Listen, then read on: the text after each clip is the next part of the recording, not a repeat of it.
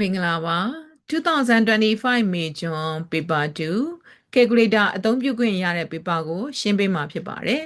Calculator အသုံးပြုခွင့်ရတော့လေ necessary working အားလုံးကိုရှင်းရှင်းလင်းလင်းဖော်ပြပေးခဲ့ဖို့လိုပါတယ် non-exact numerical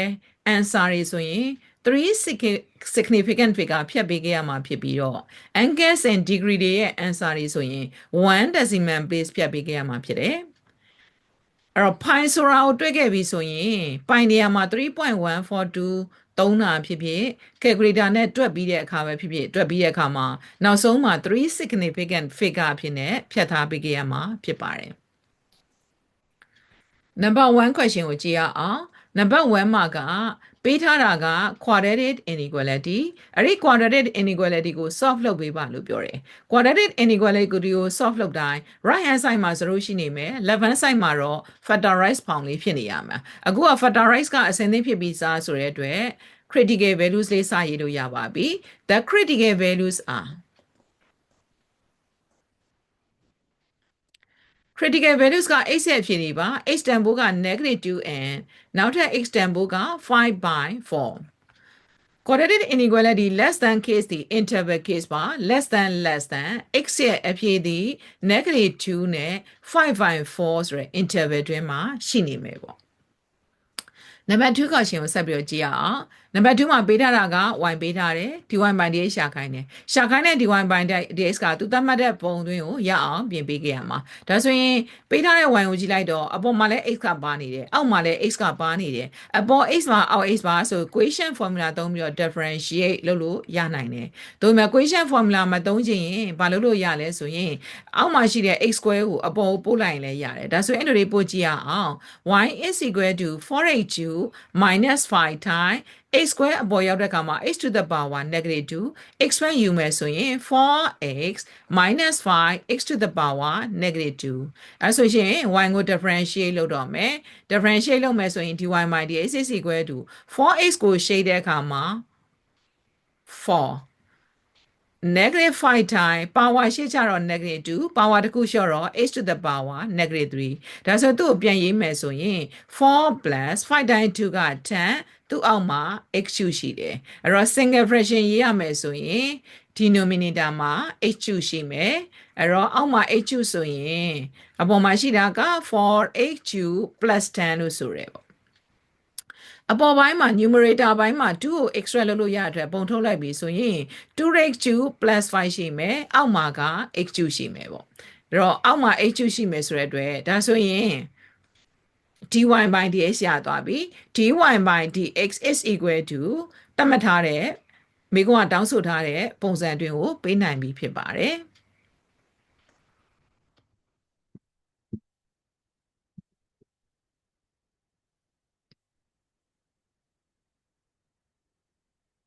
so number 3 question ကိုကြည့်ရအောင် number 3မှာက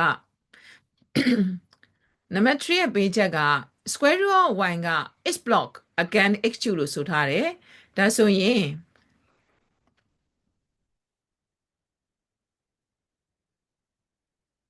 square root of y သည် vertical axis မှာရှိပြီးတော့ x2 သည် horizontal axis မှာရှိတယ် h2 is capital xn h2 is capital xn square root of y is capital y ပေါ့ဒါဆိုရင် y is equal to mx plus c ဆိုတဲ့အခြေအနေမှာရှာဖို့လိုတာက gradient နဲ့ y intercept အဲ့တော့ gradient ရှာဖို့အတွက်ဆိုရင်နောက်ထပ်ပေးထားတာကြည့်တဲ့အခါမှာ 2,5 နဲ့ 10,21 ဆိုပြီးတော့ပေးထားတယ်ဒါဆိုရင် gradient လေးရှာကြည့်ရအောင် gradient is equal to y2 minus y1 divided by x2 minus x1 လို့ဆိုရဲ y2 minus y1 is 21 minus 5 divided by 10 minus 2လို့ဆိုရဲအတွက်သူက16 divided by 8 gradient is equal to 2နောက်ထပ် y intercept ရှာမယ် y intercept ကကြိုက်တာ point တစ် point ယူလိုက်ပြီး 2,5 ကို y equal to mx plus c ဆိုတဲ့ system တွင်းမှာတွေ့မယ် y က5 m တန်ဖိုးက2 x တန်ဖိုးက2 plus c therefore c is equal to 1လို့ပြော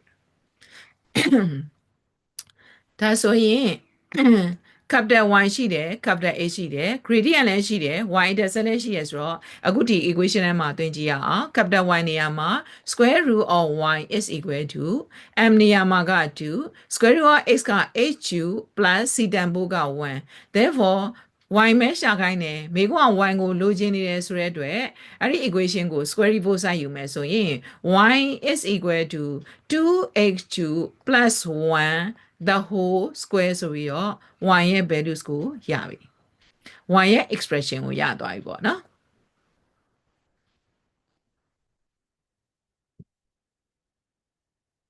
နံပါတ်4မှာပေးထားတဲ့ function က f of x is equal to ပေးထားတဲ့ function က f of x is equal to 2x minus 1ဆိုတဲ့ function ပေးထားတယ်အဲ့ဒီ function ရဲ့ domain က real number အောက်မှာမေးထားတဲ့အချက်က f square ဆိုတဲ့ function လေး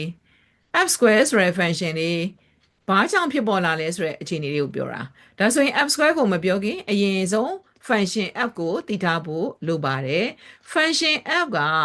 f for x is equal to 2x minus 1လို့ဆိုရယ် x belongs to real number ဆိုတော့ဒါဆိုရင်အဲ့ဒီ function f က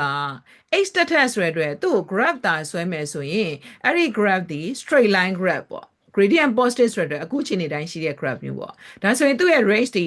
y တန်မို့ရှိတဲ့လောက်ပဲဆိုတော့ range ကလည်း real number ပဲပေါ့ဒါဆိုရင်အဲ့ဒီ function f က domain က real number range က real number အဲ့လိုဆိုလို့ရှိရင်f square ဆိုတဲ့ function ကိုစဉ်းစားကြည့်ရအောင် composite function so f square ဆိုတဲ့ function ဒီ function နာမည်က f square function ဒီ composite က f and f ဆိုတဲ့အတွက် f နဲ့ f နဲ့ composite ယူလို့ဒီ function new function f square ဆိုတာဖြစ်ပေါ်လာတာဘာကြောင့်ဖြစ်ပေါ်လာလဲလို့ရှင်းရမယ်ဆိုရင် function f ရဲ့ domain က real number ဆိုတော့ graph ဆွဲပြတဲ့ပုံရဆိုရင်အဲ့ဒီ function ရဲ့ range ကလည်းဘာဖြစ်တယ်ဆိုရင် real number ဒါဆိုရင်ဒီ function ဆက်သွားဖို့အတွက်ဒုတိယ function ဆက်သွားဖို့အတွက်ဆိုရင်ဒီသူ့ရဲ့ domain က real number ဖြစ်နေမှသူကဆက်သွားလို့ရတာဒါကြောင့်ပြောချင်တဲ့သဘောကအခုပြောနေတဲ့ real number လေးဒီ function f ရဲ့ range ဖြစ်တယ်လို့ဒီ function f ရဲ့ domain လည်းဖြစ်နေတယ်ဆိုတဲ့အတွက်ဆက်သွားလို့ရခြင်းဖြစ်တယ်ဒါဆိုရင်အဲ့ဒီ question လေးကိုဖြေကြစို့ဒါဆိုရင်ဘာကြောင့်ဖြစ်တယ်လဲဆိုရင် the range of function f is equal to the range of f က is equal to ဘာနဲ့သွားတူလဲဆိုရင် the domain of f နဲ့တူနေလို့ ratio f နဲ့ domain of f နဲ့တူနေလို့ဘာဖြစ်လဲဆိုရင် f square ဆိုတဲ့ function ကဖြစ်ပေါ်လာခြင်းဖြစ်တယ်နံပါတ် B ကိုကြည့်ကြည့်အောင်နံပါတ် B မှာကပေးထားတဲ့ exam မှာ y is equal to modulus of f square x ဆိုတဲ့ graph ကိုဆွဲပေးရမှာ graph ဆွဲတဲ့အခါမှာလဲ exit ပေါ်မှာရှိတဲ့ coordinate point တွေ intercept point တွေကိုဖော်ပြပေးခဲ့ရမှာဖြစ်တယ်ဒါဆိုရင် y is equal to modulus of f square x ဆိုတဲ့ graph လေးဆွဲဖို့အတွက်စဉ်းစားကြရအောင်เนาะအဲ့တော့ပထမဆုံးကfunction f for x လေးကိုပြန်ပြီးတော့ခေါ်ထားကြည့်မယ် f for x is equal to အပေါ်မှာရှိတဲ့ f for x is equal to သူပေးထားတာက 2x minus 1လို့ပေးထားတယ်ဒါဆိုရင် y ဆိုတဲ့ function ကိုစဉ်းစားကြည့်ရအောင် composite or f and f function ဒါဆိုရင် f square of x ဆိုတာက f or f of x ဆိုတဲ့ function ဖြစ်တယ် is equal to f for x ဆိုတာက 2x minus 1ဒါဆိုရင်ဒီနေရာလေးမှာ substitute တွာကြည့်ရအောင် function f ရဲ့ input က 2x minus 1အဲ့ဒီ x နေရာဒီ x နေရာမှာ 2x minus 1ဝင်မှာဖြစ်တယ်ဒါဆိုဝင်ကြစို့2 times 2x minus 1 minus 1ဖြစ်တယ်ဒါဆိုရင်ရလာတာက x1 ယူသွားမယ်ဆိုရင် 4x minus 2 minus 1ဆိုတော့ 4x minus 3အဲ့ဒါဆိုရင်အခုဆွဲရမယ့် graph က y is equal to modulus of 4x minus 3ဆိုတဲ့ graph ကိုဆွဲရမှာဖြစ်တယ်အဲ့တော့ modulus ရဲ့ graph ဆွဲမဲ့ဆိုတိုင်းအဓိကအရေးကြီးတာက vertex ကအရေးကြီးဆုံးပဲဖြစ်တယ်ဒါဆိုရင် vertex ကိုအရင်ဆုံးကြည့်ရအောင် vertex ဆိုတာက vertex ကိုယူဖို့အတွက်ဆိုရင် vertex ရဲ့ y တန်ဖိုးကဒီ modulus ရဲ့ဘေးမှာလွတ်နေတဲ့ကဏ္ဍဘာမှမရှိတော့0ဒါဆိုရင် vertex ရဲ့ y တန်ဖိုးဒီ0လို့ပြောတာ h တန်ဖိုးက 4x minus 3 is equal to 0 h is equal to 3/4ဒါဆိုရင်သူ့ရဲ့ vertex က 3/4, 0လို့ပြောတာပေါ့ဘာ test သိပြီးသွားလို့ရှိရင်နောက်တစ်ခုကကြတော့ y intercept သိကျင်တယ် y intercept ဆိုရင် y is မှာဆိုရင် x is equal to 0နဲ့သွားမယ်ပေါ့ x equal to 0ဖြစ်တဲ့အခါမှာ y is equal to modulus of negative 3 is equal to 3ဒါဆိုရင်ဖြတ်သွားမယ် point က x0 ဆိုရင် y တန်ဖိုး3ဆိုတဲ့အတွက်အဲ့တော့ဒီ graph ကိုဆွဲဖို့အတွက် point 2 point ရပါပြီ bar text နဲ့နောက်တစ် point နဲ့ဒါဆိုရင်အဲ့သူ့ကို graph ပေါ်တင်ကြစို့အဲ့တော့ bar text က3/4,0 ဆိုတဲ့ဒီတွင်းမှာထားလိုက်ပြီဒီနေရာဒီ3/4အဲ့တော့ y တန်ဖိုးကဒီနေရာမှာ3အဲ့တော့ bar text နဲ့ y intercept နဲ့ဖြတ်သွားလိုက်ပြီနောက်တစ်ပိုင်းလိုချင်တယ်နောက်ထပ်တစ်ချမ်းလိုချင်တယ်နောက်ထပ်တစ်ချမ်းကို symmetric ဖြစ်အောင်ဆွဲဖို့အတွက်ဆိုရင် symmetric ဖြစ်အောင်ဆွဲဖို့အတွက်ဆိုရင် origin o ကနေပြီးတော့တိုင်းလိုက်စောစောကလန့်တိုင်း3တိုင်းအောက်ကိုချအဲ့ဒီကနေပြီးတော့မလုပ်လဲဆိုရှင်ဆက်ပြီးတော့ဆွဲတဲ့ graph လေးဆွဲရမှာပေါ့နော်အဲ့ဒီကနေပြီးတော့ထွက်လာတဲ့အောင်ရှိတဲ့ line လေးဆွဲလိုက်ပြီဆိုရင် symmetric ဖြစ်နေတော့ v shape graph လေးရပြီမလိုတဲ့အပိုင်းကိုပယ်ပေးမယ်အဲ့တော့ဒီမှာသူကဘာဖြစ်လဲဆိုရှင် exit intercept တွေပေးဆိုတော့ exit intercept က3နဲ့ဘယ်လောက်လဲ3/4 graph ကိုနှိမ့်တက်မယ် y is equal to modulus of f square x ပေါ့တနည်းအားဖြင့်ဘာလဲပြောလို့ရတယ်ဆိုရှင် modulus of 4x - 3ကိုဆွဲထားခြင်းဖြစ်တယ်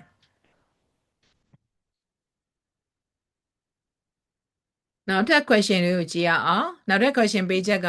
အဲ့ဒီစောစောကပြောလိုက်တဲ့ modulus of f square of x က less than or equal to ax plus b သာဖြစ်ခဲ့ပြီဆိုရင်ရှာပေးရမှာကအဲ့ဒီ a နဲ့ b တို့ရဲ့ values ကိုရှာပေးရမယ်လို့ပြောတယ်။သူကသတ်မှတ်တဲ့ interval က x -1 နဲ့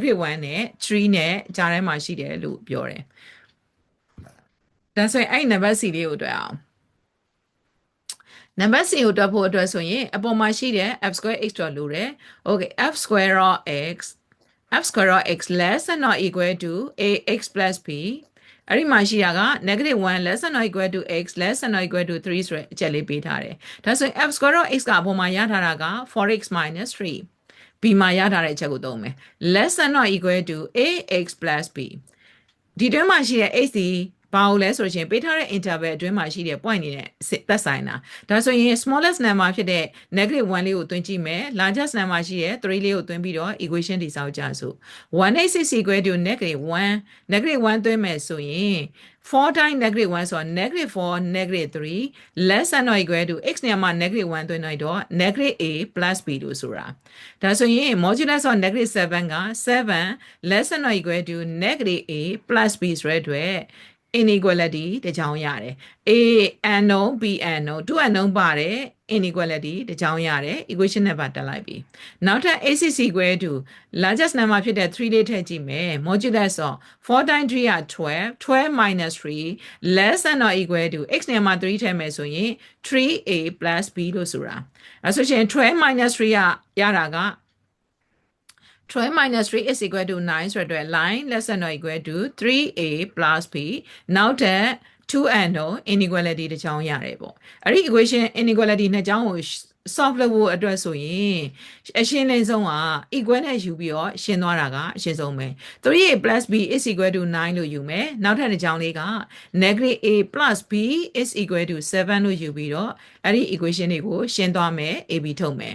အခုနေရာမှာ b ချေခြင်းနဲ့ဆိုတဲ့အတွက်နှုတ်ချင်းနဲ့ထုတ်မယ်ဆိုတဲ့အတွက်သူက positive ဖြစ်သွားပြီ negative ဖြစ်သွားပြီ negative ဖြစ်သွားပြီ bb ချေသွားပြီဒါဆိုရင်ဒီမှာရှိတာက 4a is equal to 2လို့ဆိုတဲ့အခါမှာ a is equal to 1/2 a တန်မိုး 1/2 ကိုကြက်ရ equation မှာသွင်းမယ် b တန်မိုးရှာမယ်ပေါ့ဥမာဒုတိယ equation မှာသွင်းနေဆိုပါစို့ -1/2 plus b is equal to 7 therefore b is equal to 7 plus 1/2 is equal to 15/2တနည်းအားဖြင့်သူဒီ 7.5 လို့ဆိုလိုတာသူ့ကို point နဲ့ထားရင်သူ့ကို point နဲ့ထားခြင်းလဲ 0.5ဒါဆိုရင်မိကောကမေးထားတယ် a ရဲ့ values နဲ့ b ရဲ့ values ကိုပေးနိုင်သွားပြီပေါ့ number 5ကိုကြည့်ရအောင် number 5က tangent function ပြီအဲ့ဒီ tangent function ရဲ့ period ကိုရှာပေးပါလို့ဆိုရယ် tangent function ရဲ့ period formula က sin cos function ရဲ့ formula နဲ့မတူတာကိုတတိထားပေးဖို့လိုတယ်အဲဆိုရှင် period ရှာကြည့်အောင် period is equal to tangent function ရဲ့ period ကိုရှာတဲ့အခါမှာ numerator မှာက sin cos နဲ့မတူလို့မှတ်ထားပြီးတဲ့အခါမှာ numerator မှာပိုင်လို့ပြောတယ်ဘာကြောင့်ပိုင်လဲဆိုရင်အောက်မှာပေးထားတာကပိုင်နေနဲ့ပြောလို့ဒါပြင်မေကုန်းမှာလည်းဗာလေးလဲဆိုရင် radian နဲ့သုံးထားတော့ပိုင်လို့သုံးခြင်းဖြစ်တယ်ပေါ့နော်နောက်ထပ်ဗာလုပ်လဲဆိုရှင်ပိုင် divided by the coefficient of x အဲ့ဒီ coefficient of x ကကြတော့ x by 4 စီရယူမှာ x by 4ဆိုတာကတကယ်တော့1 by 4နဲ့ x နဲ့ product ယူထားတာပေါ့ x ရဲ့ coefficient ဒီ1 by 4လို့ဆိုလိုတာဒါဆိုရင်ဒီနေရာမှာ1 by 4နဲ့ divide လုပ်လိုက်ပဲဆိုရင် is equal to 4 pi ဆိုပြီးတော့ period ကိုပေးနိုင်ပြီဖြစ်တယ် period က4 pi အဲ့တော့အဲ့ဒီ function ကိုပဲအောက်မှာဆက်သုံးထားပြီးတော့ graph ဆွဲခိုင်းမှာဒါဆိုရင်ဒီ period 4 pi ကိုလည်းပြန်ပြီးတော့သုံးရလိမ့်မယ်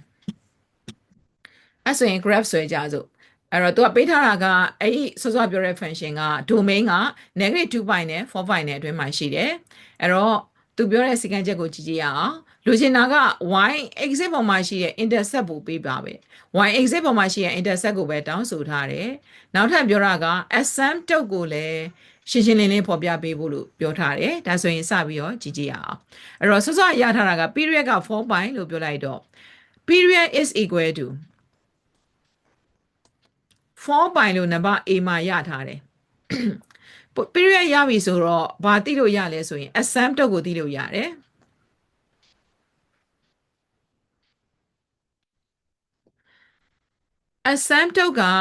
asymptote က tangent function ရဲ့ asymptote က x ရဲ့တန်ဖို့ပေါ့ x is equal to ဟဲ့ period ရထားတဲ့ period ကို divided by 2ဆိုရင် asymptote ရှိနေမဲ့နေရာတစ်နေရာကိုသိပြီအဲ့တော့သူသိဘယ်နှပိုင်းလဲဆိုရင်2 pi မှာ asymptote ရှိတယ်အဲ့တော့ x is equal to 2 pi မှာ asymptote ရှိရဲဆိုတဲ့အတွက် x နေရာမှာ x is equal to 2 pi ဆိုတဲ့နေရာမှာ asymptote ဆွဲထားမယ်အဲ့တော့ asymptote ရှိတဲ့တနေရာလို့ပြောပြီးသားမှာနောက်ထပ် asymptote ရှိမဲ့နေရာဒီအခု asymptote နဲ့ asymptote ရဲ့4 pi အကွာဝေးမှာရှိတာဒါဆိုရင် asymptote ဒီဘက်မှာထပ်ရှိတယ်ဒီဘက်ပိုင်းမှာတော့မရှိဘူးသူရဲ့ domain ကဘာဖြစ်လဲဆိုရင်4 pi အတွေ့ပဲဆိုတော့ဒီဘက်ချမ်းမှာတော့ asymptote ထပ်မရှိနေတော့ဘူးပေါ့နော်အဲ့တော့ asymptote ရှိမဲ့တနေရာဒီနောက်ထပ် asymptote ရှိတဲ့နေရာက -2 pi မှာ asymptote ရှိမယ်အဲ့တော့ asymptote တွေကိုဆွဲတဲ့အခါမှာဘာနဲ့ပဲဆွဲလို့ရလဲဆိုရင် broken line ပဲဆွဲလို့ရတာကိုသတိထားပေးပါအဲ့တော့ asymptote တွေကို broken line လေးထားပေးခဲ့မယ် sorry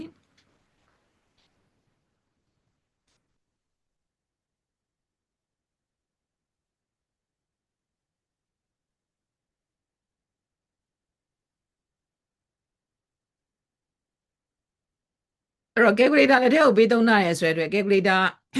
သုံးပြီးတော့ဘာလုပ်လို့ရလဲဆိုရှင်ဘယ် point တွေမှာဖြတ်သွားတယ်လို့ပြောလို့ရတယ်အခုပထမဆုံးစပြီးတော့ကြည့်အောင် calculator မသုံးရင်မပေးသုံးရင်လည်းသိတဲ့နည်းလေးနဲ့ပြောပေးမယ်အဲ့ဒီမှာရှိတာက y လို့ပြောတယ်ဒါဆိုရင် y ဆိုတဲ့နေရာလေးမှာသူက point လေးတွေကဖြတ်ပြီးတော့ဆွဲသွားမှာဖြစ်တယ်ဒါ calculator မပေးသုံးရင်သိရမယ့်ချက်ပေါ့ calculator မပေးသုံးရင်သိရမယ့်ချက်ကအဲ့တော့စထွက်တဲ့ y axis မှာဆိုလို့ရှိရင် d1 ကနေစထွက်မယ်ပေါ့ calculator ပေးသုံးတာအခါမှာကျတော့ဘာလုပ်ကြည့်လဲဆိုရင် y axis မှာဆိုရင် x is equal to ဘာလောက်လဲဆိုရင်0ပေါ့ x equal to 0မှာဆိုရင် y is equal to 5 times tangent အဲ့တော့0ကို4နဲ့စားတော့0ဖြစ်ပြီး +1 tan 0ကဘာဖြစ်လဲဆိုရင်0ဖြစ်တယ်ဆိုရင်သူဘယ်လောက်လဲ1အိုးဆောမှန်းထားတဲ့1နဲ့အတူတူပဲပေါ့အဲ့လိုသွားတာပေါ့အဲ့တော့အဲ့ရနေပြီးတော့စထွက်မယ်ပေါ့အဲ့ရနေစထွက်တဲ့အခါမှာ asymptote ရဲ့သဘောတရားကိုသိဖို့လိုတာ asymptote ဆိုတဲ့မြင်းဒီ curve တွေဆွဲတဲ့အခါမှာအဲ့ဒီမြင်းကိုဖောက်မသွားဘူးဖြတ်မသွားဘူးကတ်ပဲသွားတာပေါ့နော်ဒါဆိုရင် graph ဆွဲဖို့အတွက် tangent function ရဲ့ graph က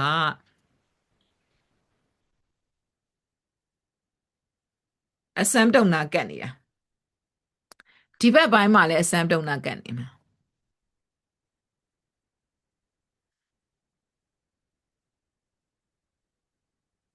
အဲ့ဆိုနောက်တစ်နေရာ4 pi မှာကြာလို့ရှင်လဲဘယ်နေရာပဲဆိုလို့ရှိရင်1မှာပဲထိမယ်သို့မဟုတ်ပါက x is equal to ဘယ်လောက်လဲ4 pi ဆိုထားတွင်မဲ့ပေါ့ x equal to 4 pi မှာ y is equal to 5 times tangent x နေရာမှာ4 pi ထည့်လိုက်တော့4 pi by 4 plus 1လို့ပြောတာပေါ့ဒါဆိုရင်5 tangent pi plus 1လို့ဆိုတာ အဲ့ဒါဆိုလို့ရှိရင်သူလေးတဲ့ဘလောက်လဲ1ပဲပြောရဲဆိုတဲ့အတွက်အဲ့ဒီ1မှာ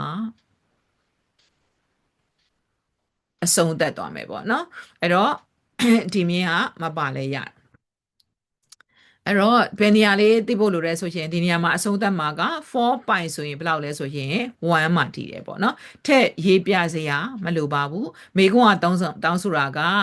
y intercept မှာ y exit မှာဖြတ်သွားတဲ့ဒီ point တစ် point ပဲတောင်းဆိုတယ်ပြီးရင် asymptote ရဲ့ name နေလိုအပ်တယ်ပေါ့နော်အဲ့တော့ဒီ asymptote ရဲ့နာမည်က x is equal to 2 by ဒီဘက် asymptote ရဲ့နာမည်က x is equal to -2 by ဆိုပြီးတော့ asymptote နှစ်ကြောင်းမှာဖော်ပြပေးခဲ့ရမှာဖြစ်ပါတယ် number 6 question ကိုကြည့်ရအောင် number 6မှာကပေးထားတာက1ကနေ9ထိ digit တွေပေးထားတယ်ဖန်တီးချင်တာက5 digit number ကို more than greater than 50,000 ဆိုတဲ့ digit number ဖန်တီးချင်တယ်အဲ့တော့5 digit number လေးဖြစ်ချင်တယ်လို့ပြောတယ်အဲ့ဆိုတော့5 digit ယူကြည့်မယ်1 2 3 4 5သူ့ရဲ့စီကံချက်က50,000တဲ့ကြီးရမယ်ဆိုတဲ့အတွက်ထိပ်စီးနေရာမှာဝင်ရမှာက50,000တဲ့ကြီးဖို့အတွက်ဆိုရင်5 6 7 8 and 9ပဲဖြစ်နိုင်တယ်ဒါဆိုရင်5 6 7 8 9ဆိုတဲ့အတွက်သူ့ရဲ့အရေအတွက်က9လုံးရှိနေတာအဲ့တော့ဒီနေရာမှာဝင်ဖို့အတွက်ဆိုလို့ရှိရင်အားလုံးပေါင်း9လုံးထဲမှာတစ်လုံးသုံးပြီးသွားပြီဆိုတဲ့အတွက်ဒီနေရာကျတော့8 7 6 and 5ဒါဆိုရင်သူ့ရဲ့ numbers of way ကိုယူကြအောင် numbers of ways numbers of ways is equal to 5 times 8p4 လို့ဆိုတာ5 times 8p4 calculator လေးခေါက်မယ်5 times 8p4 is equal to 8400ဒါဆိုရင်ဒီ numbers of ways က greater than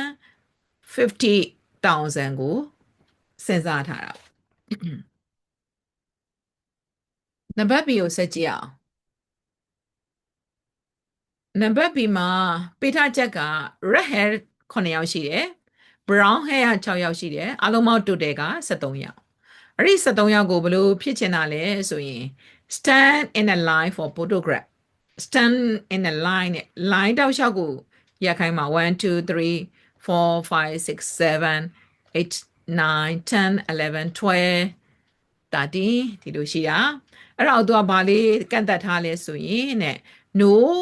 person with red hair is standing next to another person with red hair ပြောချင်တဲ့သဘောက red hair ချင်းချင်းကပ်ရက်မရှိဘူးလို့ပြောချင်တာဒါဆို red hair ချင်းချင်းကပ်ရက်မရှိချင်ဘူးဆိုရင်ဒီနေရာမှာ red ဆိုရင်ကပ်ရက်မရှိဘူးဆိုရင်တယောက်ကြော်သွားခဲ့လို့ရှိရင်ရနေပြီပေါ့အဲ့တော့ဒီနေရာမှာတယောက်ကြော်သွားထားပြီးရဲ့အခါမှာ brown hair ကလွတ်နေတဲ့နေရာမှာဝင်မှာ1 2 3 4 5 6ဒီလိုဆိုရင် red hair ရဲ့အခြေအနေကြည့်မယ်ဆိုရင် red hair ကအားလုံးပေါင်းရှိတာက9ယောက်ဆိုတော့ဒီနေရာလေးမှာနေထိုင်နိုင်ခွင့်က9ယောက်တယောက်ဝင်ပြီးသွားပြီ6 5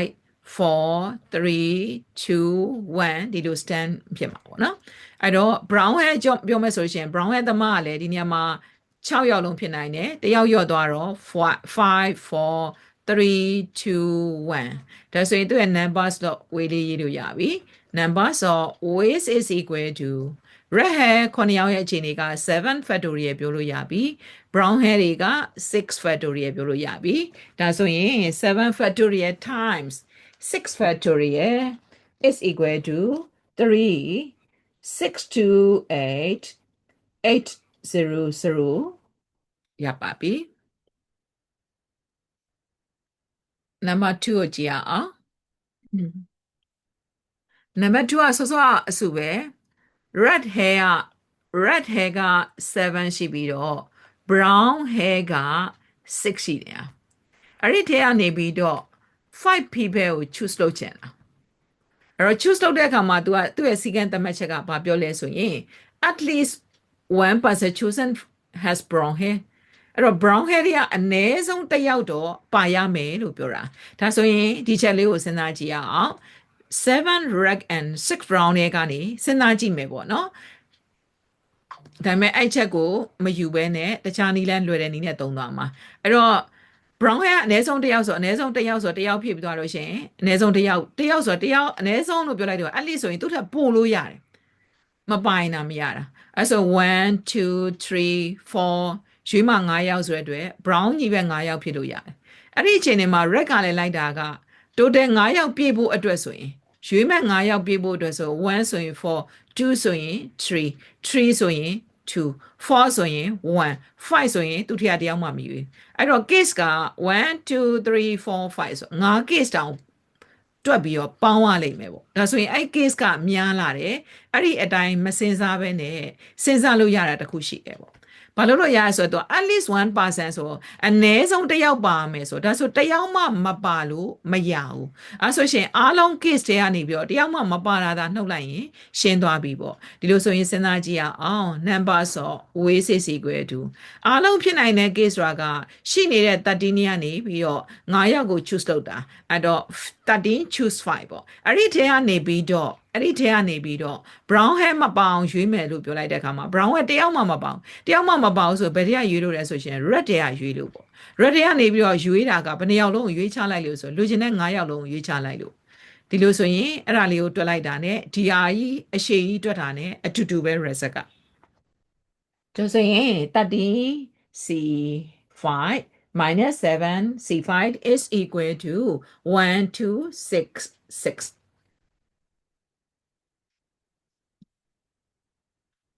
number 7A ကိုကြည့်အောင် 7A က binomial expansion မိကွာတောင်းဆိုထားတာက tan independent of x ကိုဆိုထားတယ် tan independent of x လို့သိတင်တာက tan independent of x ဆိုလို့ရှိရင် x to the power 0လို့သိတင်ဒါဆိုရင်သူ့ expand လုပ်တဲ့အခါမှာ x power 0ရဖို့အတွက်လိုက်ပြီးတော့ expand လုပ်ရတာကိန်းတွေအများကြီးပဲ message ရှုပ်တယ်ဆိုရင် general tan နဲ့သွားလို့ရတယ်ဒါဆိုရင်သူ့ general tan နဲ့သွားကြည့်ရအောင်အဲ့ဒီ general tan ကလည်းအရှိမ formula နေရာမှာ formula ပေးထားတဲ့စီကယူမှာ general tan is equal to 15cr first term power 15 minus r second term to the power r first term က a square second term က negative 3 by h to the power 4ဒါဆိုရင်အဲ့ဒီအရာလေးကိုပုံစံ h ကြီးပဲတည်တံ့ဖြစ်အောင်ပြင်ကြည့်မယ် h to the power 30 minus 2r နောက်တစ်ခုက negative 3 to the power r x to the power အောက်မှာရှိတဲ့4အပေါ်တက်တော့ negative 4r ဒါဆိုရင် 15cr negative 3 to the power r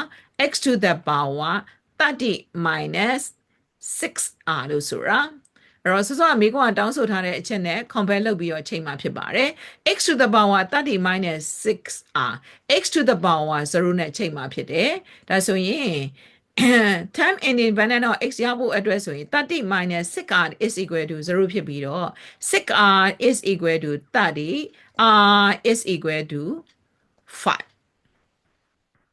ဒါဆိုရင်လိုချင်တဲ့ term လေးရပါပြီ the term independent of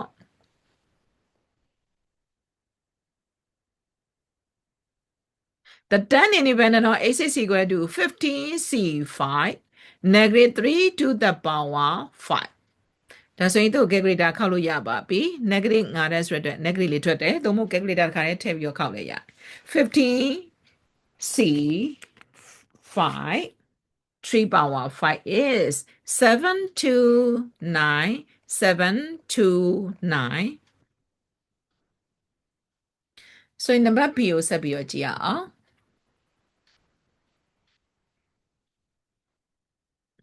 နံပါတ် B ကပေးထားတဲ့ binomial expansion မှာ the coefficient of hက is 7 times the coefficient of x squared လို့ဆိုထားတယ် is လို့ပြောတာကဒီနေရာမှာ equal လို့ပြောလိုက်တာပေါ့ is equal to ဒီပေးချက်လေးကိုသုံးပြီးတော့ယူရမှာဖြစ်တယ်အဲ့တော့ပထမဆုံး1 plus ax the whole power 9ကို expand လုပ်ရအောင် expand လုပ်မယ်ဆိုရင် 9c0 plus 9c1 plus 9c2 plus 9c3 ဒီလောက်ဆိုရပြီ plus and so on first term က1ဆိုတဲ့အတွက်1 power 9 1 power 8 1 power 7 က1နေပြီမလို့ရေးစရာမလိုတော့ဘူး second term ကဘာဖြစ်လဲဆိုရင် ax second term start in second power 1နဲ့စပြီး second term က ascend power ပါ power 2သွားပါပြီနောက်ထပ် power 2သွားပါပြီဆိုရင် ax the whole cube ဒါဆိုရင် 9c နောက1ဖြစ်တယ် 9c1 က9ဆိုတဲ့အတွက် 9ax plus 9c2 a square plus 9c3 a cube x cube ဒါဆိုရင်မိကုံးကပေးချက်ကိုသုံးတော့မယ် the coefficient of x cube ဆိုတဲ့အတွက်ခေါ်လိုက်ပါပြီ 9c3a cube is equal to 7 times the coefficient of x squared လို့ဆိုထားတယ်ဒါဆိုရင်ဒီနေရာမှာ7 times 9c2 a square လို့ဆိုတယ်အဲ့ဒီမှာ 9c3 တွေ 9c2 တွေကို calculator ထည့်သုံးခဲ့ပါကပေးတဲ့အမှတ်က3မှတ်ဖြစ်နေရဆိုတဲ့အတွက်တခါတည်းထည့်ပြီးတော့မသုံးခဲ့သင့်ဘူးသူ့ရဲ့ formula လေးနဲ့ရေးပြီးတော့ necessary working အနေနဲ့ပြခဲ့သင့်တယ်ပေါ့နော်ဒါဆိုရင်အဲ့ဒီအချက်လေးကိုယူကြည့်ရအောင်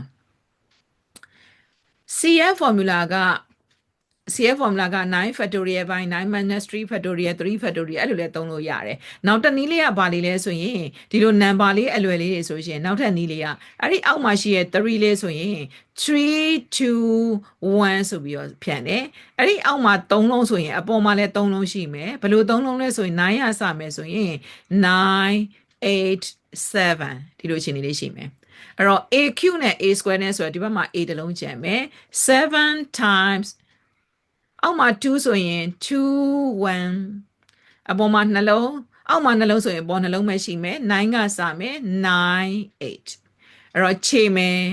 ခြေလို့ရတာခြေတဲ့အခါမှာခဲနဲ့ခြေပေးပါ9 8 9 8 7 7 and 2 1 2 1ခြေလိုက်ပါပြီ therefore a is equal to 3ဆိုပြီးတော့ရပါပြီ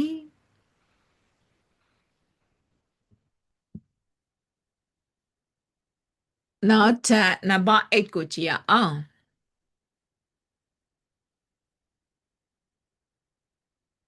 နံပါတ်8မှာက y ပေးထားတယ်ပေးထားပြီးတော့ use calculus လို့ပြောတယ် approximate changing y approximate changing y ဆိုတာကရှာခိုင်းတာက data y ဘယ်လောက်လဲလို့ရှာခိုင်းတာအဲ့တော့ use calculus မပြောလဲ calculus နဲ့ပဲတွက်သွားမှာပေါ့နော်ဆိုတော့ data y ရှာခိုင်းပြီးတော့ x increases from 0.1ဆိုတဲ့မူလတော့ x ရဲ့တန်ဖိုးက 0.1 အဲ့ဒီ x က h တိုးသွားတယ်ဆိုတဲ့အတွက်တိုးလာတဲ့ h ဒီ delta x ပေါ့ delta x is equal to h ဒါဆိုရင် y ကိုကြည့်တော့ y is equal to e to the power 3x plus 2 times tangent x h ပါတာဘယ်နှစ်နေရာရှိလဲကြည့်မှာ h ပါတာဘယ်နှစ်နေရာရှိလဲ2နေရာရှိ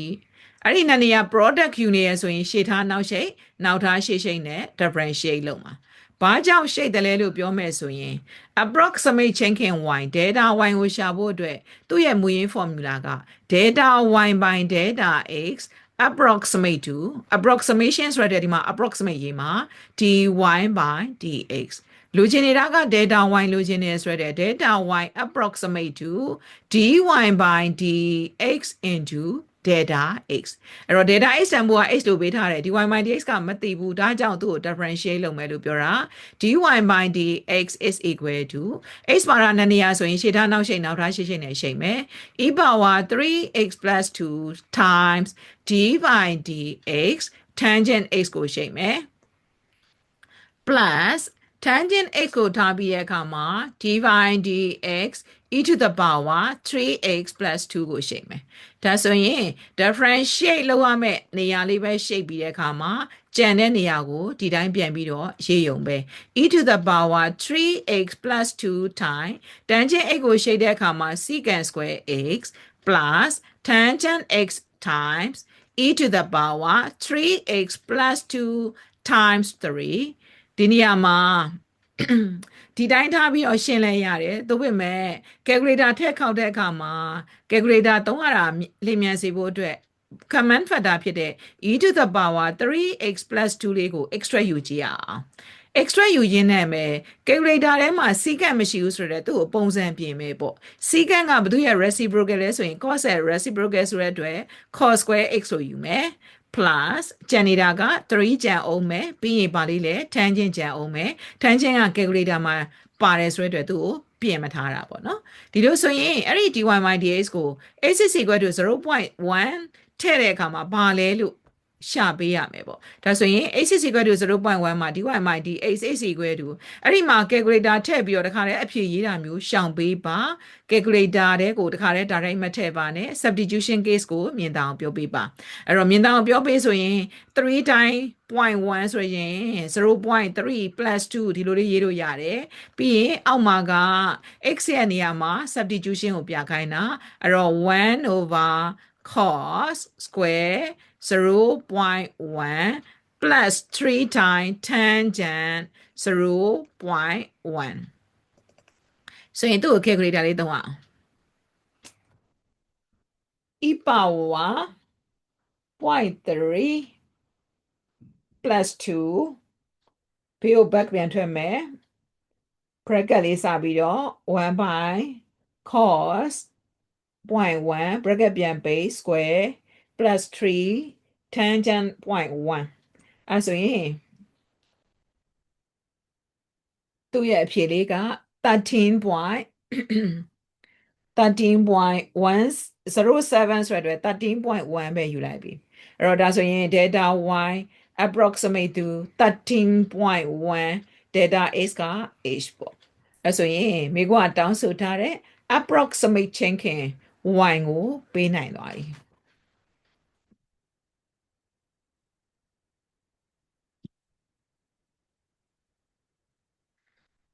နံပါတ် B လေးကိုဆက်ရအောင်နံပါတ် B က gradient ပေးထားတယ် curve ရဲ့ gradient ပေးထားတယ် dy by dx is equal to sin 3x plus pi ဆိုပြီးတော့ curve ရဲ့ gradient ပေးထားတယ်အဲ့တော့အဲ့ပြီးတော့အဲ့ curve ကဘယ်ကိုဖြတ်လဲဆိုရင် pi by 9 4 by 3ကိုဖြတ်တယ်လို့ပြောတာအဲ့တော့ dy by dx ပေးထားပြီဆိုရင်သူ့ကို integrate လုပ်ခြင်းအဖြစ် y ဆိုတာရှာလို့ရမယ်ဆိုတော့ y ရှာကြည့်အောင် y is equal to integral of sin 3x plus pi အဲ့တော့ with respect to x ရဲ့အတွက် dx လေးခေါ်လိုက်ပြီး is equal to sin ကို integrate လုပ်တဲ့အခါမှာ negative cos 3x plus 5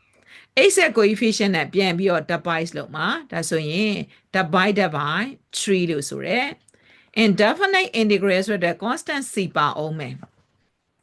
အဲ့ဒီ c ကိုဖြုတ်ဖို့ကပေးထားတဲ့ point တစ် point နဲ့ဖြောက်သွားမှာဒါဆိုရင် at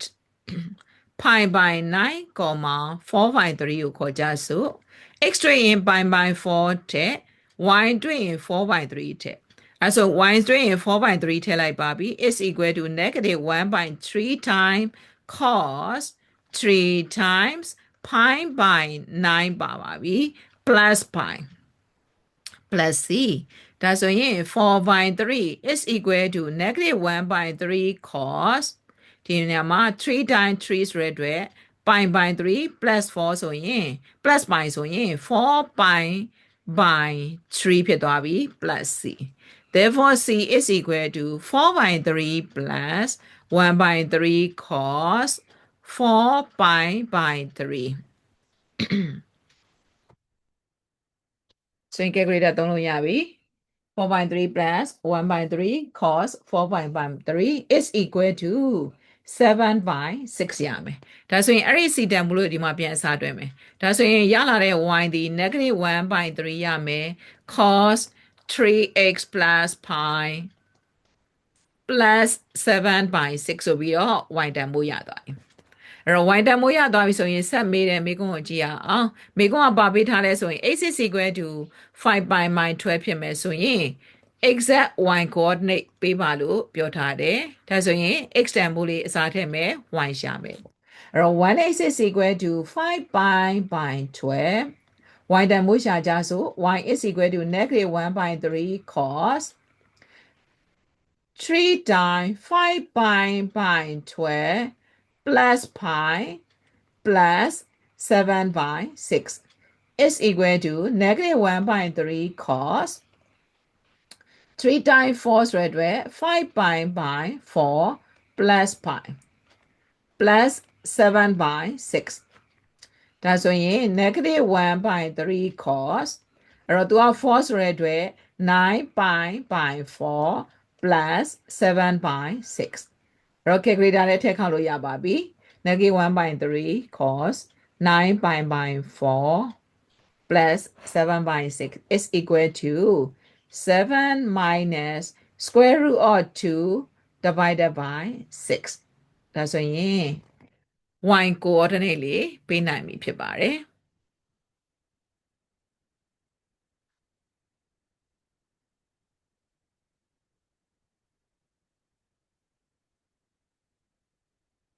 နံပါတ်9 question ကြည့်အောင်နံပါတ်9က AP နဲ့ GB နဲ့ရောထားမဲ့ program လေးပဲဖြစ်တယ်ပေါ့ပထမဆုံးအပေါ်အချက်ကိုတုံးကြည့်အောင်အပေါ်အချက်တွေက AP မှာဆိုတဲ့အတွက် in and AB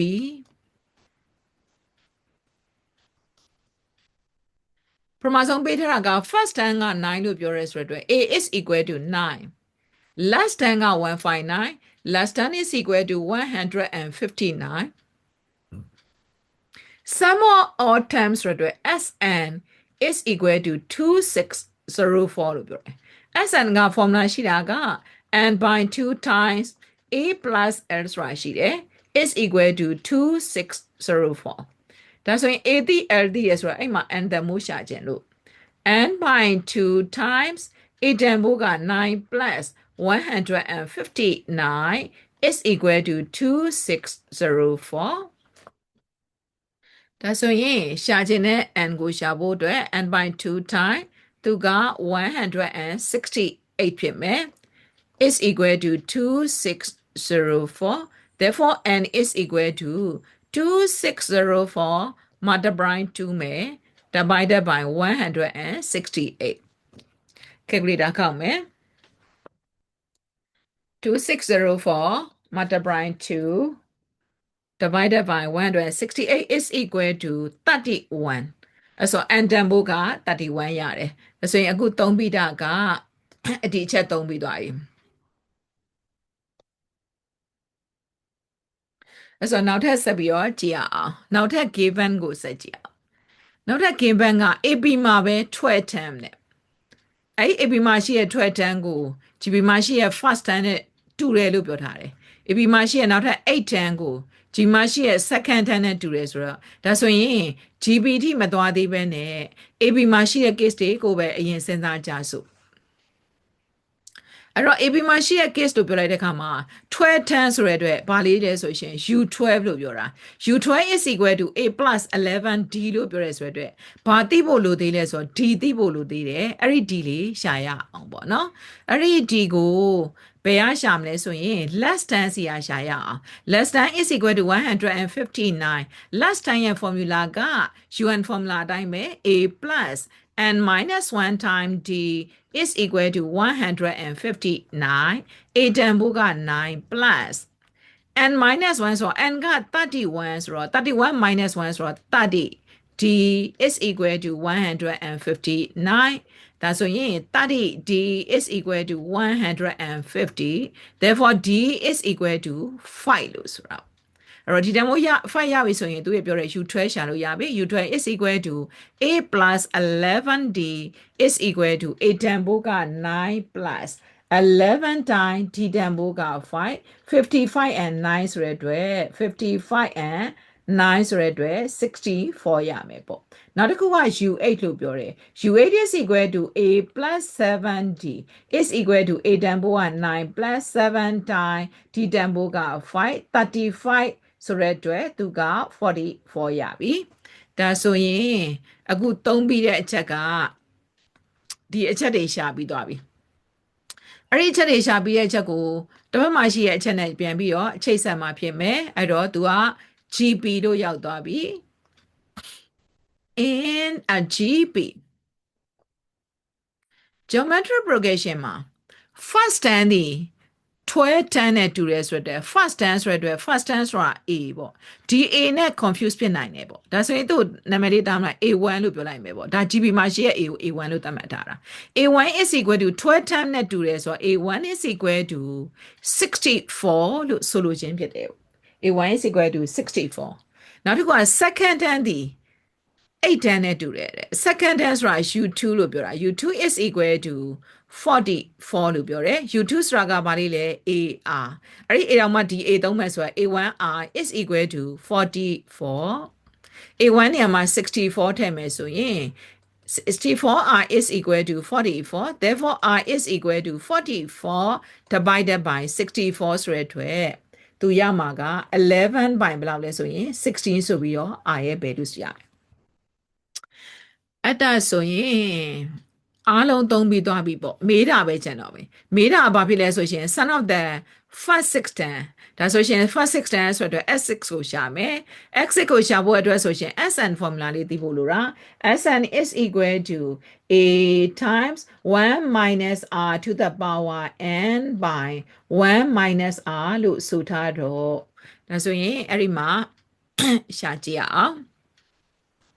ဆိုတော့အခုရှာမှာက S6 ကိုပြောတော့ S6 is equal to A တန်ဖိုးက S6 is equal to A တန်ဖိုးကဒီဘက်ကကြီးပြီးမှရှိရဲ့ A 64 1 minus R တန်ဖိုးက11 by 16 the whole to the power 6ဖြစ်မယ် divided by 1 minus 11 by 16ပေါ့ဒီလိုဆိုရင်သူ့ calculator သုံးလို့ရပါပြီ64 times 1 minus bracket လေးနဲ့စမယ်11 by 16 bracket ပြန်ပိတ် power 6နောက်ထပ် bracket ပိတ် divided by 1 minus 11 by 16 is equal to သူကရတဲ့ကိန်းကဘာလဲဆိုရင် 183.17 လို့ပြောတယ်အဲ့တော့ question ကတောင်းဆိုထားတာက3 significant figures ဆိုတဲ့အတွက်ဖြတ်ကြည့်ရအောင်ဒါဆိုရင်183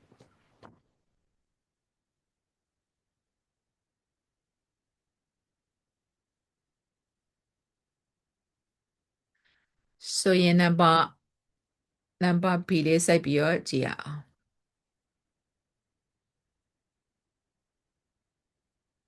နံပါတ် B ကကြတော့နောက်ထပ်ပေးထားတာကgeometric progression first tan is equal to sin theta လို့ပြောတယ် first tan ဆိုတော့ A is equal to sin theta and common ratio is equal to cos theta လို့ပြောတယ် R is equal to cos theta အဲ့တော့သူမေကွန်တောင်းဆိုထားတာကthis progression has sun to infinity ဘယ်ခါမှရှိလဲဆိုရင် sun to infinity ဒီ modulus of r less than 1ဖြစ်ရင်ရှိတာဒါဆိုရင် cos theta ရဲ့ values ကမြေပဲ negative 1နဲ့အတွင်းမှာရှိတဲ့အတွက် sun to infinity ရှိတယ်လို့ပြောလိုက်ရင်ရပြီ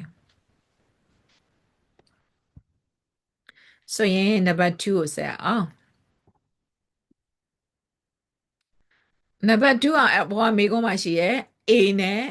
R နဲ့ကိုသုံးပါ A နဲ့ R နဲ့ကိုသုံးပြီးတော့ sun to infinity ကိုတဲ့ဘယ်လိုပုံစံရေးပေးရမလဲဆိုရင်သူသတ်မှတ်ထားတဲ့ပုံစံလေးရေးပေးရမှာဖြစ်တယ်အဲ့တော့ sun to infinity ရဲ့ formula က s infinity is equal to a by 1 minus r လို့ဆိုထားတယ်အဲ့တော့ a by 1 minus r a တန်ဖိုးကအပေါ်မှာပေးထားတဲ့အချက်ကိုသုံးပါပါ a is equal to sin theta လို့ပြောထားတယ် r က cos theta ဒါဆိုရင်1 minus cos theta ပေါ့သူလိုချင်တဲ့ပုံစံကိုကြည့်လိုက်တဲ့အခါမှာသူကပိုင်းခြေမရှိချင်ဘူးဒါဆိုရင်ပိုင်းခြေကိုတစ်ခုခုနဲ့မြှောက်ကြည့်လိုက်မယ်ပေါ့နော်မြှောက်တယ်ဆိုတဲ့အခါမှာ1 minus cos theta ဆိုရင်1 plus cos theta နဲ့မြှောက်လိုက်မယ်ပိုင်းခြေဖြောက်ချင်တာအဲ့တော့1 plus cos theta အဲ့တော့ဒီနေရာမှာ1 minus cos theta 1 plus cos theta လို့ဖန်တီးခြင်းသည် negative bracket လေးနဲ့ positive bracket ဆိုရင် square minus လို့ခြင်းလို့1 square is 1 minus cos square theta ရတယ်ပေါ့အပေါ်မှာရှိနေတာက sin theta times 1 plus cos theta အဲ့တော့1 minus cos square ဆိုတာက trigonometric identity မှာရှိရဲ့အချက်လေးနဲ့သုံးကျင်လို့ sin square theta plus cos square theta is equal to 1 sin square theta is equal to 1 minus cos square theta ဆိုတဲ့အချက်ကိုသုံးကျင်တာဒါဆိုရင်1 minus cos square theta ရဲ့နေရာမှာ sin square theta ထည့်ပါပြီအောက်မှာက sin square theta အဲ့တော့ဒီနေရာမှာ sin theta times 1 plus cos theta အောက်မှာ sin square theta အပေါ်မှာတစ်ထပ်ဆိုရတဲ့တစ်ထပ်ခြေသွားတဲ့အခါမှာကြံငဲမဲ့ပုံစံက1 plus cos theta divided by sin theta သူက single fraction အဲ့ single fraction ကို fraction နှစ်ခုဖြစ်ခွဲလို့ရပြီ1 by sin theta နဲ့ cos theta by sin theta လို့ခွဲပြီးတဲ့အခါမှာမိကုံကလိုချင်တဲ့အချက်ကိုရအောင်ပြောလို့ရပါပြီ sin theta ဒီ cosecant theta ရဲ့ reciprocal ပါ cos by sin is cotangent ဒါဆိုရင် sum to infinity ကိုသူသတ်မှတ်တဲ့ပုံစံအတွင်းကိုပေးနိုင်ပြီဖြစ်ပါတယ်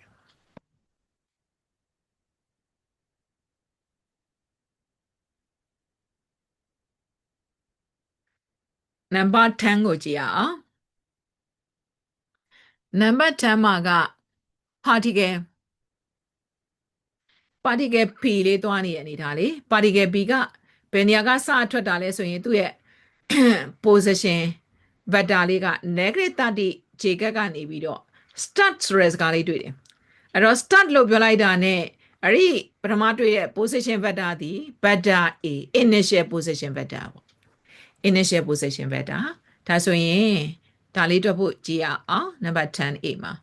အဲ့တော့ပထမစတွေ့တဲ့ initial position vector is equal to -30 j cap လို့ဆိုထားတယ်အဲ့တော့နောက်ထပ် vector ကိုကြည့်မယ်ဆိုရင်ဒီ vector ကသူက direction က20 angle 21 j cap လို့ပြောတာ20 angle ဆိုရင်အဲ့ဒီ vector သွားတဲ့ပုံစံကြည့်မယ်ဆိုရင်ဥမာဖြင့် +20 ဆိုရင် right ကိုသွားမှာပေါ့ +20 angle နောက်တစ်ခါ21 j cap ဆိုရင်21ဆိုရင်အပေါ် up ကိုသွားမှာပေါ့ right up က positive left down က negative ဒါဆိုရင်ဒီလိုသွားတာပေါ့အဲ့တော့ तू ပြောနေတဲ့ vector ဒီအခုဒီလိုရှိတဲ့ vector ပါဒါကဘာနဲ့သွားဆိုရင်20 and 21နဲ့သွားတာအဲ့တော့ရှင်းအောင်ပြောရမယ်ဆိုရင်တော့ဒီနေရာလေးကိုဖြတ်ပြီးတော့ပြောလိုက်ပါမယ်အခုပြောတဲ့ vector ကအဲ့ဒီ vector ဒီ20 i cap 20 i cap plus 21 j cap လို့ပြောတာအဲ့တော့အဲ့ဒီ vector နဲ့အဲ့ဒီ vector ရဲ့ direction အတိုင်းသွားတာဘယ်လောက်ရှိနေလဲဆိုရင်သူ့ရဲ့ speed ကဘယ်လောက်လဲဆို58ပေါ့အဲ့တော့ speed 58ရှိနေတဲ့ vector တစ်ခုရှိမယ်ပေါ့ဆိုတော့ point B ကသွားနေတဲ့ direction ကိုပြောတာအဲ့တော့ point B ကတဲ့ဘယ်လိုလဲဆိုရင်ဘယ်လို position vector တစ်လောက်ကနေပြီးတော့ velocity vector ဘယ်လောက်နဲ့သွားလဲဆိုရင်သူ့ကိုပေးထားတာက velocity vector လို့မပြောဘဲနဲ့ speed ပဲပြောထားတယ် speed ဘယ်လောက်လဲဆိုရင် speed က58လို့ပြောတယ်ဒါဆိုရင်အဲ့ green color လေးမှာသွားနေတာကသူ့မှာ direction မတွေ့နေသေးဘူးသူ့မှာဘာလေးပဲဆိုလို့ရှိရင် magnitude only ပဲရှိနေသေးတယ်အဲ့တော့ direction လိုချင်တယ်ဆိုလို့ရှိရင်ဘယ်သူစီက direction လာမယ်ဆိုရင် in that direction လို့ပေးထားတဲ့ဒီ 20 angle plus 21 j ကစီကသွားမှာသူ့ရဲ့ unit vector ရှာပြီးတော့58နဲ့မြောက်ချင်းအဖြစ် velocity vector ရမှာဒါဆိုရင်တို့ velocity vector လေးယူကြစို့ velocity vector is equal to အဲ့တော့58ဆိုတဲ့ magnitude လေးရှိတယ်သူ့ရဲ့ direction လိုချင်တယ်ဆိုရင်မူလ20 angle 21 j ကစီကနေပြီးတော့ unit vector ယူမယ်ဆိုတော့ unit vector ဆိုတာက1 by magnitude လေးရှိတာ magnitude ဆိုတာက square root of 20 square plus 21 square အဲ့ဒါလေးကိုသူ့ရဲ့ vector လေးသွားနေတာကသူ့ vector က20 i cap plus 21 j cap နဲ့ပြောနေတာပေါ့အဲ့တော့ပြောချင်တဲ့သဘောကဒါက unit vector ပဲအဲ့တော့ unit vector လေးနဲ့ unit vector နဲ့ဒီ58နဲ့မြောက်လိုက်တာနဲ့ velocity vector ရတယ်လို့ဆိုလိုတာဒီလိုဆိုရှင်ယူကြဆို58 times ဒီနေရာမှာ1 by square root of 20 square plus 21 square 20 square plus 21 square ရဲ့ square root ကိုအရင်ရှာလိုက်မယ်အဲ့တော့အရင်ရှာလိုက်မယ်ဆိုလို့ရှိရင်သူက29ရမယ် 29 20i cap plus 21j cap ဒီနေရာမှာပေးမဲ့ကဏ္ဍဒီဒီကဏ္ဍဒီနဲ့ပြတ်တဲ့ကဏ္ဍပဲပေးတာများတယ်ဒါဆိုရင်29 times 2ဆိုတဲ့အတွက်ဒါက2 times 20i cap plus 21j cap ဆိုတော့ရလာတာက 40i cap plus 42j cap ဆိုပြီးတော့ velocity vector ရတယ်အဲ့တော့မေးနေတာက position vector တော့ B time t မှာရှိတဲ့ position vector လို့ကျွန်လို့ရှိရင်ဒီလိုသွားပါတယ်R is equal to A plus TB နဲ့သွားပါမယ်R is equal to A ဆိုတာကဆောစောက -3j cap လို့ 30j cap လို့ဆိုလိုတာ -30j cap plus T time အခုရထားတဲ့ velocity vector ပါ 40i cap plus 42j cap လို့ဆိုတာဆိုတော့ဒီနေရာမှာ i cap j cap စုခဲ့မယ်ပေါ့ i cap j cap စုခဲ့မယ်ဆိုရင် i cap ကတစ်မျိုးပဲရှိတယ် 40d i cap ပဲရှိတယ် plus j cap စုမယ်ဆိုရင် -30 plus 42မှာသူက t လေးလဲပါမယ် j cap အဲ့တော့အဲ့ r ဆိုတာဘာလေးလဲဆို position vector တော့ b လို့ပြောတာ t time t မှာရှိရဆိုတော့ဒါဆိုရင်သူ့ကိုဘာလို့သတ်မှတ်ထားမလဲဆိုရင် vector ob လို့သတ်မှတ်ခဲ့ကြဆိုဒါနံပါတ် a အတွက်ရပါပြီ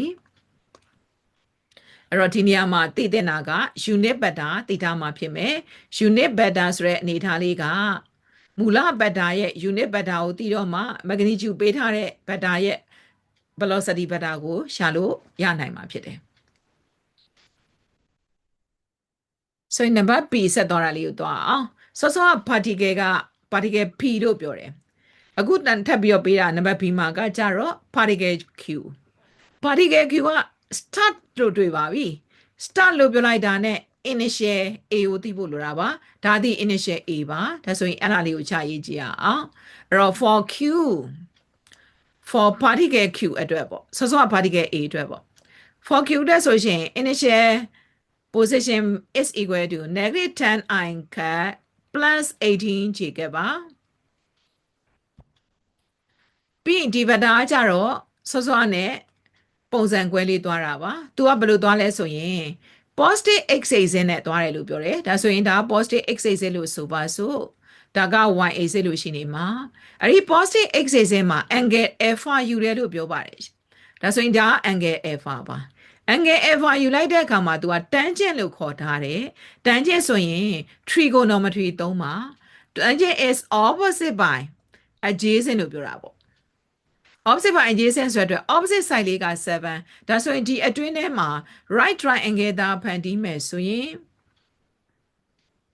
opposite က7 adjacent က24ရှိတာအဲ့ဒီမှာဒီကြားထဲမှာရှိတဲ့အတောင်က x-axis နဲ့ရှိနေတဲ့အတောင်ဒီ alpha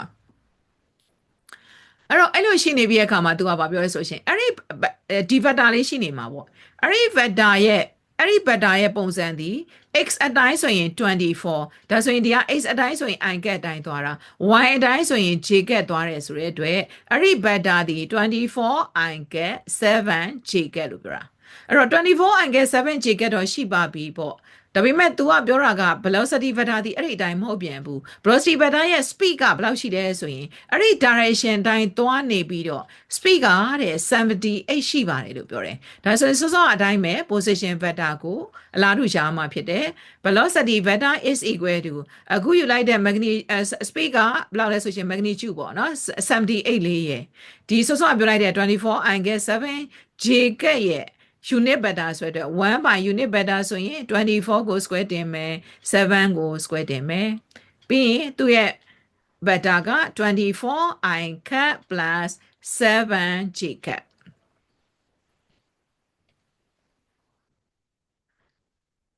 အဲ့ဒါဆိုရင်အရင်ဆုံးဘာလုပ်မလဲဆိုရင်75 times 1 by 20 square root of 24 square plus 7 square ကိုအရင်ဆုံး calculator ခောက်ကြဆိုသူကဘယ်လောက်ရလဲဆိုရင်25ရတယ်အဲ့တော့ဒီမှာက24 i cap plus 7 j cap ဒီလိုဆိုရင်ဒီနေရာမှာ24 times 3ဆိုတဲ့3 times 24 i cap plus 7 j cap အဲ့ဒီလိုဆိုရင်24 times 3က 72 I cat plus 21 j cat ဆိုပြီးတော့ velocity vector ရတယ်ပေါ့အဲ့တော့ velocity vector ရမယ်ဆိုရင် time t မှာရှိတော့ position vector q ကိုရှာပါလို့ပြောတယ်စောစောအတိုင်းပါပဲ I is equal to a plus tv နဲ့သွားမှာ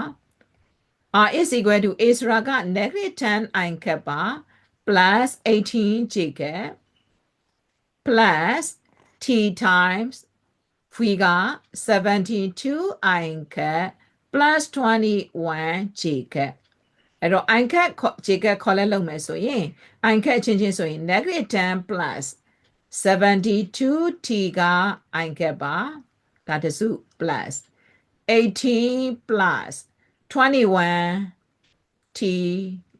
j cat အဲ့ဒါဒီ particle q လေးသွားနေရဆိုရဲသူ့ကိုဘာလို့သတ်မှတ်လဲဆိုရင် beta oq လို့သတ်မှတ်တယ်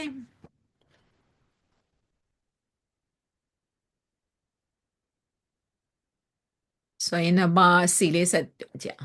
နံပါတ် C ကအဲ့ P နဲ့ Q နဲ့အဲ့ဒီ P နဲ့ Q နဲ့ collide ဖြစ်သလားအဲ့တော့ collide ဖြစ်မဖြစ်စမ်းသပ်ဖို့အတွက်ဆိုရင် collide တာဖြစ်ခဲ့ပြီဆိုရင်အဲ့ဒီ OB နဲ့ OQ နဲ့ကတူနေမှာ collide ဖြစ်မယ်ဆိုရင်အဲ့ဒီ OB နဲ့ OQ နဲ့တူနေမှာပေါ့အဲ့တော့တူတဲ့အခါမှာအဲ့တူတာကိုတွက်လိုက်တဲ့အခါမှာလဲတီတန်ဖို့ကတူမယ်ပေါ့เนาะအဲ့ဒါဆိုရင်ဆက်ပြီးတော့စဉ်းစားကြည့်အောင်အဲ့ဆိုရင် OP နဲ့ OQ နဲ့ညီမျှခြင်းထားပြီးတော့တွက်သွားကြစို့ OP is equal to OQ အဲ့တော့ OP နဲ့ OQ နဲ့ဒါ 2B ဆိုရင်ဘာလေးတွေသွားတူမလဲဆိုရင် I ခက်ရဲ့ coefficient အချင်းချင်းသွားပြီးတော့တူမှာ J ခက်ရဲ့ coefficient အချင်းချင်းသွားပြီးတော့တူမှာဒါလေးကိုတူကြောင်းတော့ရေးပေးခဲ့ပြီးမှတွက်ချင်လို့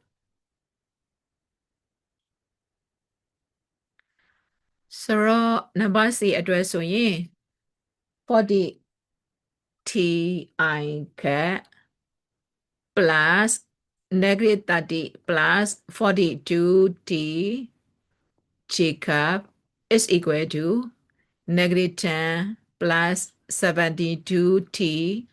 I cat ရဲ့ plus 18 plus 21 t Jacob ရဲ့ပေါ့အဲ့ဆို equality ယူလိုက်မယ်ပေါ့နော်ဒီလိုဆိုရင် negative 10 plus 27t is equal to 40t အဲ့တော့ 72t ဘက်ကို 40t လာတယ်ဆိုပါစို့ is equal to 10ဒါက 32t is equal to 10ဆိုတော့ therefore t is equal to 2 times 5 2 times 16ဆိုတော့ 5 by 16ရတယ်နောက်တစ်ဘက်ကိုသွားကြည့်မယ်နောက်တစ်ဖက်ကကျတော့18 plus ဒီနေရာမှာက18 plus ဒါ 21t ပေါ့နော်18 plus 21t is equal to negative 30 plus 42t ဒါဆိုရင် 42t ဘက်ကို 21t ပေးလိုက်မယ်ဆိုရင်18ဘက်ကို30ပေးမယ်ပေါ့အဲ့ဒါဆိုရင် t တန်ဖိုး is equal to ဘယ်လောက်ရလဲဆိုတော့ t is equal to 48ရမယ်48 by သူက21ဖြစ်မှာပေါ့48 by 21 is equal to 16 by 7အဲ့ဒီ t တန်ဖိုးမတူတဲ့၍သူတို့မတိုက်ဘူးပေါ့ဒါဆိုရင်ရေးလို့ရပြီ P and Q do not collide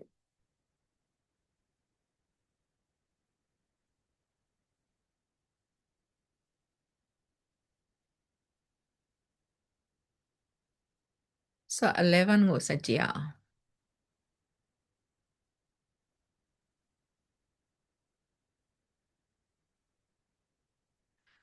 နံပါတ်11မှာသူ့ရဲ့ပေးထားချက်က P ပါတဲ့ formula လေးနဲ့ပေးထားတာပဲ P ပါတဲ့အချက်နဲ့ပြောထားတယ်ရှာခိုင်းတာက n ရှာခိုင်းတယ်ဒါဆိုရင်သူက P ကိုသိဖို့လိုတာပေါ့နော် NP NPR ဆိုရင်သူ့ရဲ့ formula က n factorial by n minus r factorial ဆိုတဲ့အချက်ကိုသိတာတယ်ဆိုတော့ n plus 1 p 5 is equal to 430 7ကိုတစ်ဖက်ပို့လိုက်ပြီ437 times np3 လို့ဆိုတယ်အဲ့ဒီနေရာမှာ formula တွေသုံးကြစို့တော့ n plus 1ဆိုတဲ့အတွက် n plus 1 factorial ရမယ်အောက်မှာရှိမှာက n plus 1 minus 5 factorial ဖြစ်မယ် is equal to 437 times အပေါ်မှာက n factorial divided by n minus 3 factorial so အဲ့ဒီနေရာမှာစဉ်းစားရမယ့်အချက်တွေကအပေါ်မှာ n plus 1 factorial ဆိုတော့ဒီလိုလေးစဉ်းစားကြတော့5 factorial ဆိုရင်ဘာတွေနဲ့တူလဲဆိုရင်5 into 4 factorial လည်းတူတယ်။သို့မဟုတ်ဘာမှလဲဆိုရင်5 into 4 into 3 factorial လည်းတူတယ်ဒီလို short တစ်ခုခု short သွားတယ်။ဒါဆိုရင်ဒီ n plus 1ကဘာနဲ့တူမလဲပေါ့။ n plus 1ကိုတစ်ခု short လိုက်တော့ n factorial ဒါဆိုရင်ဒီဘက်က n နဲ့လှမ်းခြေခြင်းလို့သူကရှိနေတာက n minus 4 factorial အဲ့တော့437 times n factorial n minus 3ရအောင်ပေါ့ n minus 3ရအောင်သူ့ရဲ့တစ်ခု short လိုက်မယ်ဆိုရင် n minus 4 factorial ဒီလိုဆိုရင်ခြေလို့ရနိုင်တာပေါ့ n minus 4 n minus 4 n factorial ခြေသွားပြီအဲ့တော့ခြေသွားပြီဆိုရင်ကြံခဲ့တာပြောရမယ်ဆိုရင် n plus 1ကြံတယ် n minus 3ကြံနေတယ် is equal to 437ဒါကိုဆက်ရှင်းဖို့အတွက် n နဲ့ n နဲ့ product ယူမယ်ဆိုရင် n square minus 3n plus n minus 3 minus 437 is equal to 0 therefore n square minus 2n minus 2ကဘယ်လောက်ဖြစ်သွားမလဲဆိုရင်440 is equal to 0 factorize ယူလို့ရပြီn times n သူကဘယ်လောက်ရမလဲ22 times 20 is equal to 0 larger negative smaller positive n is equal to 22 or n is equal to negative 20 and တန်ဖိုးတွေကဒီမှာ negative ကိုလက်မခံအောင်ဆိုတဲ့အတွက် reject ပြောပြီဒါဆိုရင် n is equal to 22ပဲရမယ်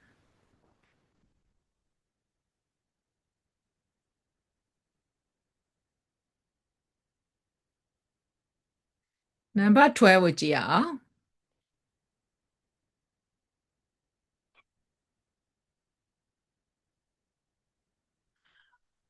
နံပါတ်12မှာကပေးထားတဲ့ function ပေးထားတဲ့ function က function f အဲ့ဒီ function f က trigonometry ဖြစ်တဲ့ trigonometry မှာရှိတဲ့ ratio တွေဖြစ်တဲ့ cos တွေ sin တွေပါနေတယ်ပေါ့ interval ကလည်းဒီအတွင်းထဲမှာလို့ပြောထားတယ်အဲ့တော့တွက်တဲ့အခါမှာ radian နဲ့တွက်ပေးထားမယ် solve လို့ဆိုထားတယ် solve ဆိုတဲ့အတွက် f4x is equal to 0ကနေစပြီးတော့ယူသွားကြစို့အဲ့တော့ 12a က f4x is equal to f4x is equal to 0ဆိုတော့ f4x ဆိုတဲ့ဒီကိန်းကိုထည့်မယ်အဲ့တော့15 cos square 3x minus 1.5 plus 7 sin 3x plus 1.5 ဒီနေရာမှာ plus เนาะ 3x plus 1.5 minus 13 is equal to 0အဲ့တော့ trigonometric equation ကိုရှင်းရမယ့်ပုံစံရအောင်ပြောက်သွားပြီအဲ့တော့ trigonometric equation ရှင်းရမယ်လို့ပြောလို့ရှိရင်အမျိုးအစား2မျိုးဆိုရင်2မျိုးမထားဘူးတစ်မျိုးတည်းထားမယ်ပေါ့တစ်မျိုးတည်းဆိုရင်နှစ်ထပ်ကိုပြင်တာပိုကောင်းမယ်အဲ့တော့နှစ်ထပ်ကဘာကြောင့်ပြင်မလဲဆိုရင် sin square plus cos square is equal to sin square theta plus cos square theta is equal to 1ကြောင့် cos square theta is equal to 1 minus sin square theta ဆိုပြီးတော့ပြင်သွားမှာဒါဆိုရင်သူနေရာပြင်ကြအောင်15ကိုထားလိုက်ပြီး times 15 times cos square နေရာမှာ1 minus sin square လို့ခေါ်လိုက်ပါပြီ sin square 3x plus 1.5 ထည့်လိုက်ပြီးတော့ plus 7 times sin 3x plus 1.5 minus 13 is equal to 0 x1 ပြန်ခေါ်မယ်ဆိုရင်15 minus 15 times sin square 3x plus 1.5 plus 7 sin 3x plus 1.5 minus 13 is equal to 0.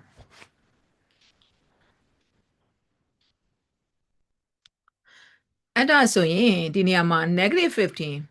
sine square 3x plus 1.5 plus 7 sine 3x plus 1.5 negative 13 နဲ့ plus 15 နဲ့ဆိုတော့ plus 2 ကျန်မှာပေါ့ is equal to 0 ပြီး negative နဲ့ product ယူချလိုက်မယ် 15 sine square 3x plus 1.5 minus 7 sine 3x plus 1.5 minus 2 is equal to 0 ဒီနေရာမှာ sine 3x plus 1.5 ကိုတခုခုထားပြီးတော့တွက်လဲရတယ်တခုခုထားတွက်မယ်ဆိုလို့ရှိရင်ဘာလုပ်လဲဆိုရင် factorize လုပ်တာမြင်သွားမှာပေါ့နော်ဆိုရင်ထားလိုက်မယ် let u is equal to ပေါ့ u is equal to sine 3x plus 1.5 လို့ထားလိုက်မယ်ဒါဆိုရင်ဘာဖြစ်သွားလဲဆိုရင် 15u square 15u square minus 7u minus 2 is equal to 0အဲ့တော့ factorize လုပ်တာကတော့နည်းနည်းလေးရှင်းသွားတာပေါ့အဲ့တော့15ဆိုတဲ့အတွက်သူကဘာဖြစ်သွားမလဲဆိုရင်15ဆိုတဲ့အတွက်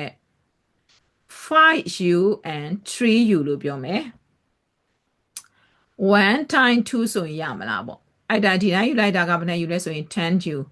တို့ယူလိုက်တာက 3u လိုချင်နေတာက 7u negative လိုချင်တော့သူ negative သူက positive ဒါဆိုရင်သူ negative သူ positive ဆိုတဲ့အတွက်ဘာရလဲဆိုရင် 5u plus 1ရှိမယ်နောက်တစ်ခုလေးက 3u minus 2 is equal to 0ဖြစ်မယ်ပေါ့ therefore u is equal to negative 1 by 5 or u is equal to 2 by 3 u တန်ဖိုးက negative 1 by 5 or u is equal to 2 by 3ဆိုတော့ u ကကြတော့ u ရှာဖို့မဟုတ်ဘူးအဓိကတော့ဘာရှာဖို့လဲဆိုရင် sin ရှာဖို့ပေါ့เนาะဒါဆိုရင်အဲ့ဒီနေရာမှာ sin ပြန်သွင်းပြီးတော့ရှာသွားမှာဖြစ်တယ်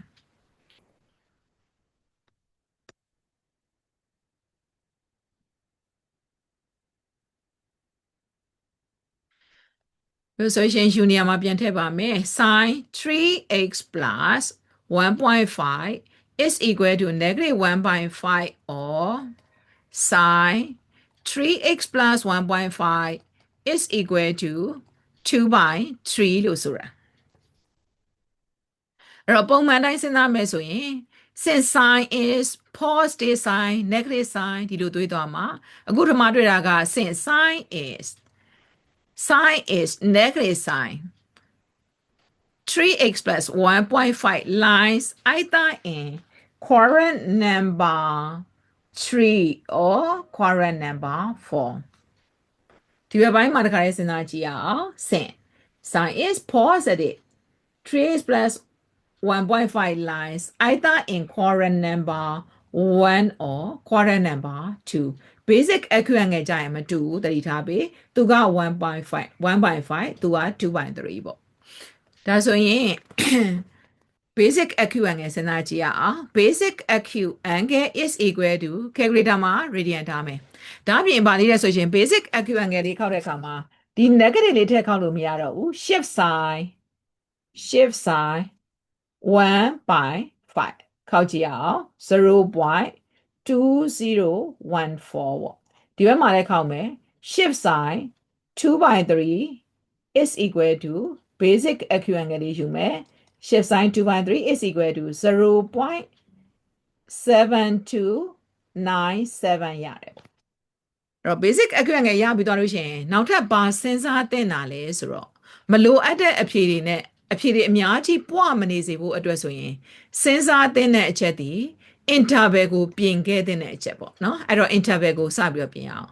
interval ကပြောထားတာက x အကြောင်းသူမေးထားတာက 3x နဲ့ဆက်ဆက်တာဆိုတာဆိုရင်အဆုံးစပြီး 3x လုပ်ကြည့်အောင် less than or equal to 3x လုပ်မဲ့ဆိုရင်ဒီနေရာမှာကအရင်ဆုံးဘာဖြစ်မလဲဆိုရင် 1.5 ဖြစ်သွားမယ် less than or equal to 3နဲ့မြောက်မယ်ဆိုရင် negative 0.9 စဖြစ်မယ်ပြီးရင်အဲ့ 3x လေးကိုဘာပေါင်းမလဲဆိုရင် 1.5 ပေါင်းမှာပေါ့ less than or equal to 1.5 ကို 1.5 ပေါင်းတော့3ရှိပြီ ဒါဆိုရင်ဒီဘက်မှာက negative 0.9ကိုလည်း1.5ပေါင်းမယ်ပေါ့ negative 0.5ကို1.9ပေါင်းတာလေးကဘာရလဲဆိုရင်ပေါင်းကြည့်အောင် negative 0.9 plus 1.5 is equal to 0.6 ရတယ် less than or equal to 3x plus 1.5 less than or equal to 3ဒါဆိုရင်သတိထားမယ့်အချက်ကအဲ့ဒီ 3x plus 1.5ဒီအနှိမ့်ဆုံးက0.6ရှိနေရမှာအမြင့်ဆုံးကဘယ်လောက်လဲဆိုရင်3ဖြစ်နေရမှာအနှိမ့်ဆုံးကpoint ဘယ်လောက်လဲဆိုရင်0.6ဖြစ်နေရမယ်အမြင့်ဆုံးက3ဆိုတော့ဒါဆိုရင်ဒီနေရာကိုစဉ်းစားကြည့်အောင်ပေါ့ဒီအခြေအနေကိုစဉ်းစားတဲ့အခါမှာဒီထိလှည့်လိုက်အောင်မှာ pi ရှိတယ် pi is 3.142 3.14တဲ့ကျော်နေလို့မရဘူးသူက3ကျော်နေလို့မရဘူးဆိုတော့ဒါဆိုရင်ဒီအထိမှာအဖြေမရှိဘူးလို့ဆိုရတာပေါ့သူမရှိဘူးမော်ဆိုမှတော့သူလည်းပို့ပြီးတော့ဝေးပြီပေါ့ဒါဆိုရင်အဲ့ဒီဘက်မှာဆိုလို့ရှိရင်မရှိဘူးဒါအပြင်ဒီလိုရှိမလားပေါ့ crosswise တိုင်းပိုင်နေရှိမလားဆိုတော့သူက negative မှာပါတာဒါဆိုရင်သူ့အတွက်ဒီဘက်တစ်ချမ်းမှာ solution လုံးဝမရှိဘူးပေါ့အဲ့တော့ဒီဘက်ကိုပါရေးလိုက်မလဲဆိုရင် no solution လို့ရေးလိုက်ရသွားပြီဒီဘက်မှာ x ရဲ့အဖြေမရှိဘူးဒါဆိုရင်ဒီဘက်ပိုင်းကိုသွားမယ်ပေါ့နော်အဲ့တော့ဒီဘက်ပိုင်းကိုသွားမယ်ဆိုရင်ပထမစဉ်းစားကြည့်မယ်basic equivalent ကိုဒီထဲကိုထည့်မယ်ပေါ့ဒီမှာတော့ basic equivalent ကဘယ်လောက်လဲဆိုရင်0 point ဘယ်လောက်လဲ2014သူ့ဘာသူရှိသူဒီ3ကျော်သွားလို့မရဘူးပေါ့3ကျော်သွားရဲဆိုတော့နှစ်နေရာလုံးကို2014ရှိတော့လဲထည့်လို့ကိုမရသွားဒီဘက်မှာသွားကြည့်အောင် terminal sign နဲ့ x စင်ကြားမှာ0.72ဘယ်လောက်လဲဆိုရင်97လို့ပြောတာ7297ဆိုတော့သူက 0.6ကအနှိမ့်ဆုံးဆိုတော့0.7ဆိုတော့ဖြစ်နိုင်တာပေါ့အဲ့ဆိုရင်ဒီမှာပတ်လိုက်တဲ့တောင်းရဲ့နာမည်က3x plus 1.5ဆိုတာဖြစ်နိုင်တယ်ဒါကိုခေါ်ပြီး 3x plus 1.5 is equal to 0.7297ဒါဆိုရင် x ကိုယူမယ်ဆိုရင်0.7297ကို 1.5 နှုတ်မယ်ပြီးရင်ဘာနဲ့ divide လုပ်မလဲ3နဲ့စာပေးလိုက်ရင် answer ရပြီဒါဆိုရင်အဲ့လေး calculator ခေါက်မယ် 0.7297 minus 1.5အဲ့ဒါကိုအလုံး divided by 3ဆိုတော့ negative 0.257 3 significant figure radian ဖြတ်ခဲ့ပြီဒါဆိုရင်နောက်တစ်နေရာဆိုရင်0 point ဒီနေရာက7297အဲ့ဆိုဒီပတ်လိုက်မယ်ပေါ့ပိုင်မပြည့်ဘူး3ထိမရောက်ရင်ရပြီပေါ့နော်3ဖြစ်ခဲ့ရင်တော့ရတယ်3ကျော်သွားလို့တော့လက်မခံဘူးပေါ့ဒါဆိုရင်ဒါက 3x plus 1.5 3x plus 1.5ဆိုရင်ယူတော့မယ် or 3x plus 1.5 is equal to pi minus 0.7297အဲ့ဒီနေရာမှာအရင်ဆုံးဖြစ်တယ်လားဆိုရင်ဒါလေးကိုအရင်ဆုံး calculator က pi minus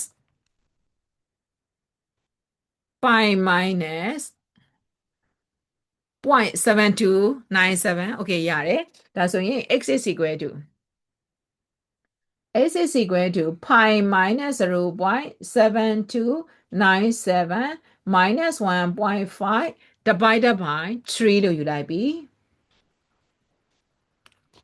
divided by 3ဆိုပါက x ရဲ့ဖြစ်လေးရလာပါပြီ is equal to 0.304ဒါဆိုရင်ဒီ question တဲ့ x အဖြေက negative လေးတစ်ခုရယ် positive တစ်ခုရယ်ရသွားတာ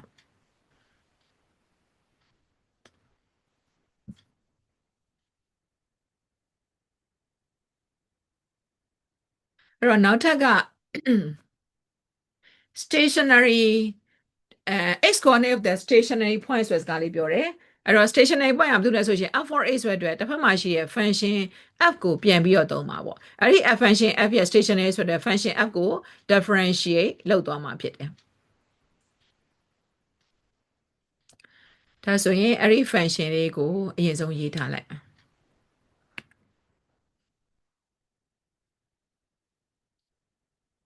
အဲ့တော့12ရဲ့ b ကိုပြောဖို့အတွက်ပေါ့နော် function က f for x is equal to 15 cos square 3x plus 1.5 plus 7 sine 3x plus 1.5 minus 13လို့ဆိုထားတယ်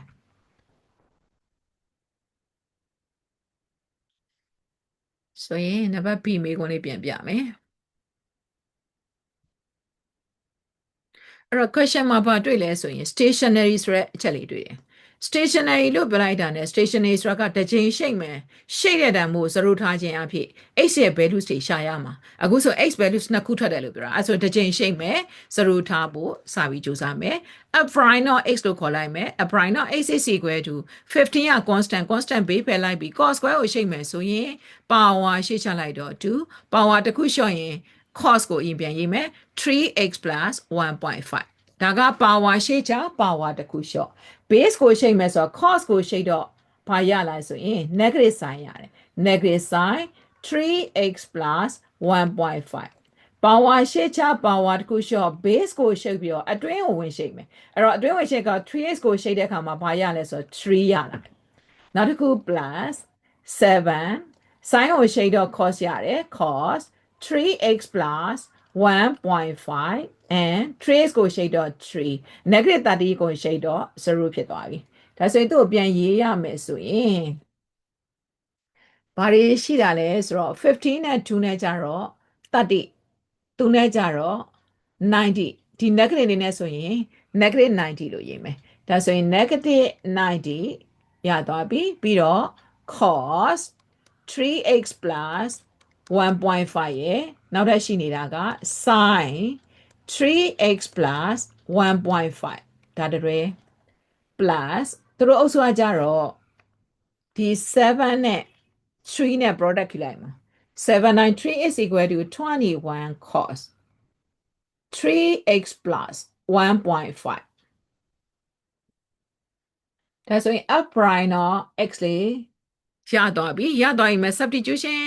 sorry ရှင်းရတာတက်တာဖို့အတွက်ဆိုရင် command ဖြစ်နေတာလေးကို extract ယူမယ်ပေါ့เนาะပုံထုတ်ကြည့်အောင်ဆိုတော့ cos 3x plus 1.5ကိုပုံထုတ်လိုက်ပဲဆိုရင် negative 90 sin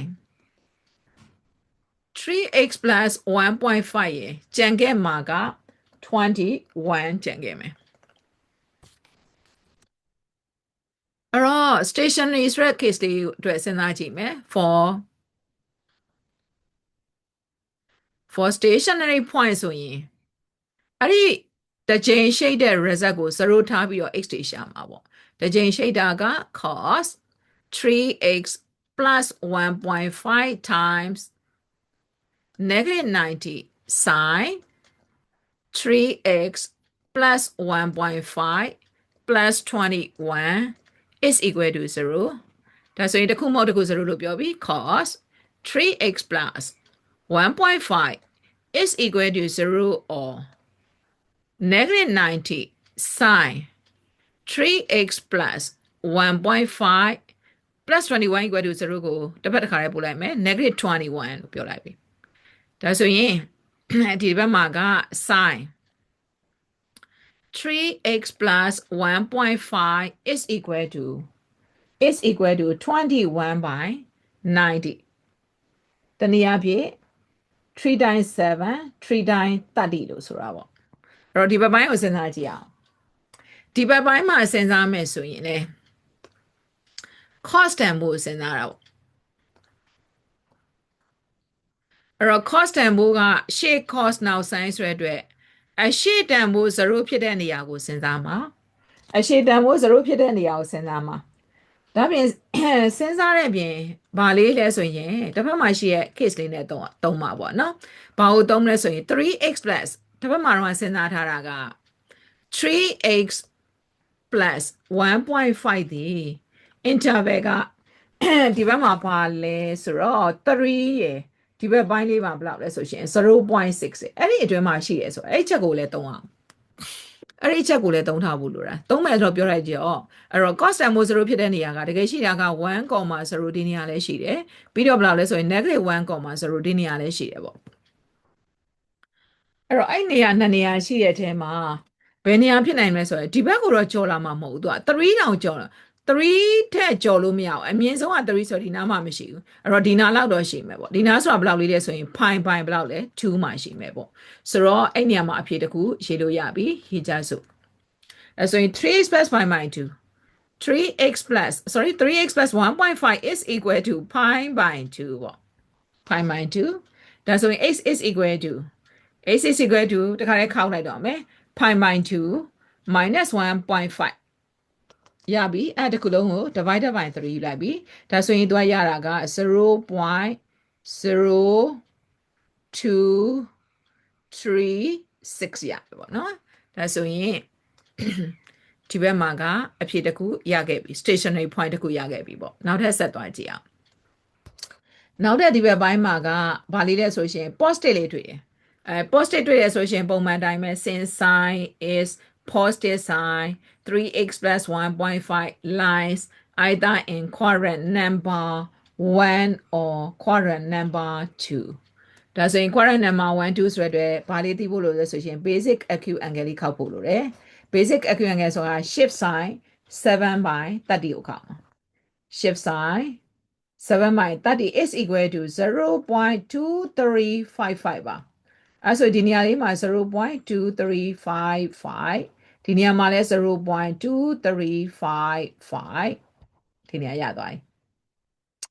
အဲ့တော့သူက 0.6 ကအနှိမ့်ဆုံးလို့ပြောတာ 0.6 ကအနှိမ့်ဆုံးဆိုတော့ 0.2 ဆိုတဲ့အခါမှာဒီနေရာမှာရှိတဲ့တောင်းတီရှိနေမှာမဟုတ်တော့ဘူးပေါ့သူကအနှိမ့်ဆုံးက 0.6 ပြရမှာ哦ဒါဆိုရင်နောက်ထပ်သွားမယ်ဆိုလို့ရှိရင် dt ယူသွားမယ်ပေါ့ dt ယူသွားလို့ရှိရင်ဘယ်တရလဲဆိုပိုင်တွေကနေပြီးတော့ 0.2 ကိုနှုတ်တာအဲ့ဒါ calculator မှာရှိသလားတော့အမြင့်ဆုံးက3ဖြစ်ရမယ်လို့ပြောလို့ဒါဆိုရင်အဲ့ဒီတနေရာပဲရှိမယ် therefore 3x plus 1.5 is equal to pi minus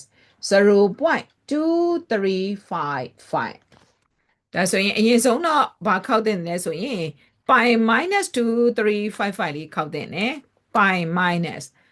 0.2355 is equal to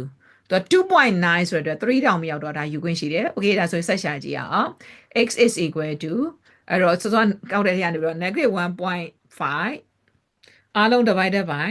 3ယူလိုက်မယ်နော်အားလုံး divided by 3ဆိုရင် 0.46 and 9ဆိုပြီးတော့ရပြီဒါဆိုရင်သူ့အတွက် stationary point อ่ะစောစောတစ်ခုရထားတယ်အခု stationary point တစ်ခုရတယ်အဲ့တော့ stationary point နှစ်ခုရတယ်ပေါ့နော်သူကလည်းအဲ့ stationary point နှစ်ခုပဲရှာခိုင်းနေဆိုတဲ့အတွက် okay သွားပြီ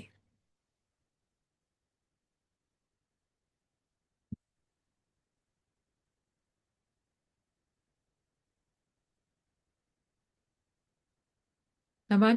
13 program ကြည့်ရအောင်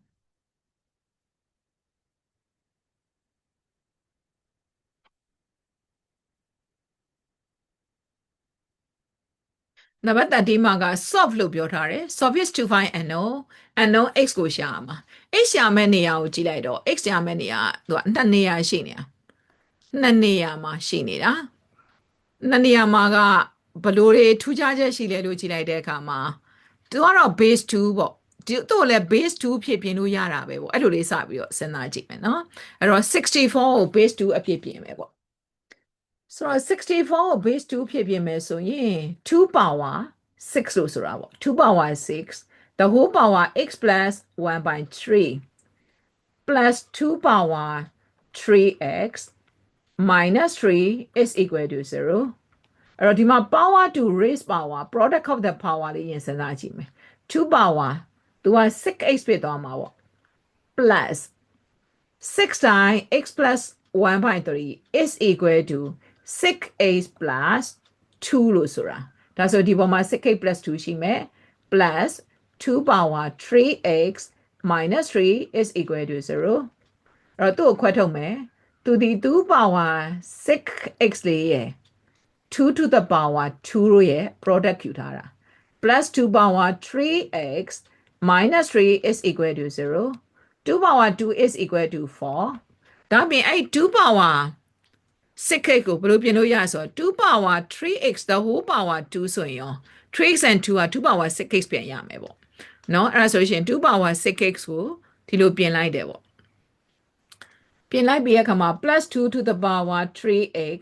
minus 3 is equal to 0ဒါဆိုရင်တစ်ခုခုထားပြီးတော့တွက်သွားမယ် let u is equal to 2 to the power 3x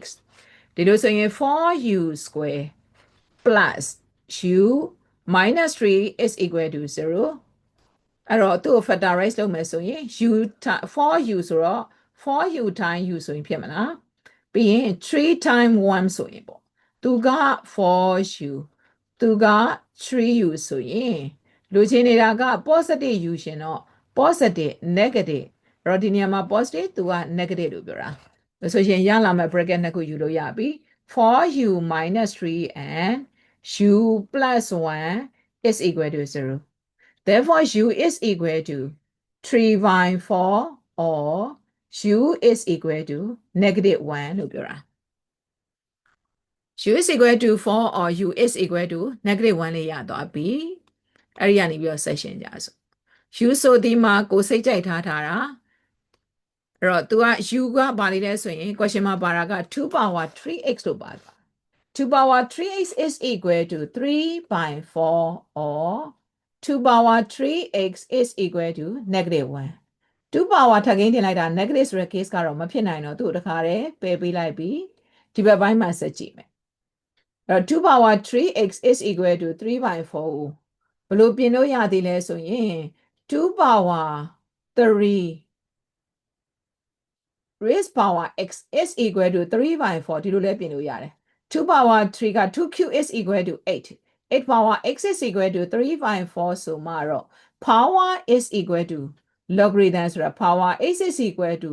logarithm လို့ခေါ်လိုက်ပြီ log base is always base 8က base နေရာမှာပဲနေရာဒီနေရာမှာပါလေးလဲဆိုရင်3 by 4ဒါ calculator ပေးသုံးတဲ့ paper ဆိုတဲ့အတွက်သူ့ကို calculator နှိပ်ဖို့လိုတယ်အဲဆိုရင် log 3 by 4 to base 8 is equal to negative 0.138အားလုံးအဆင်ပြေကြပါစေရှင်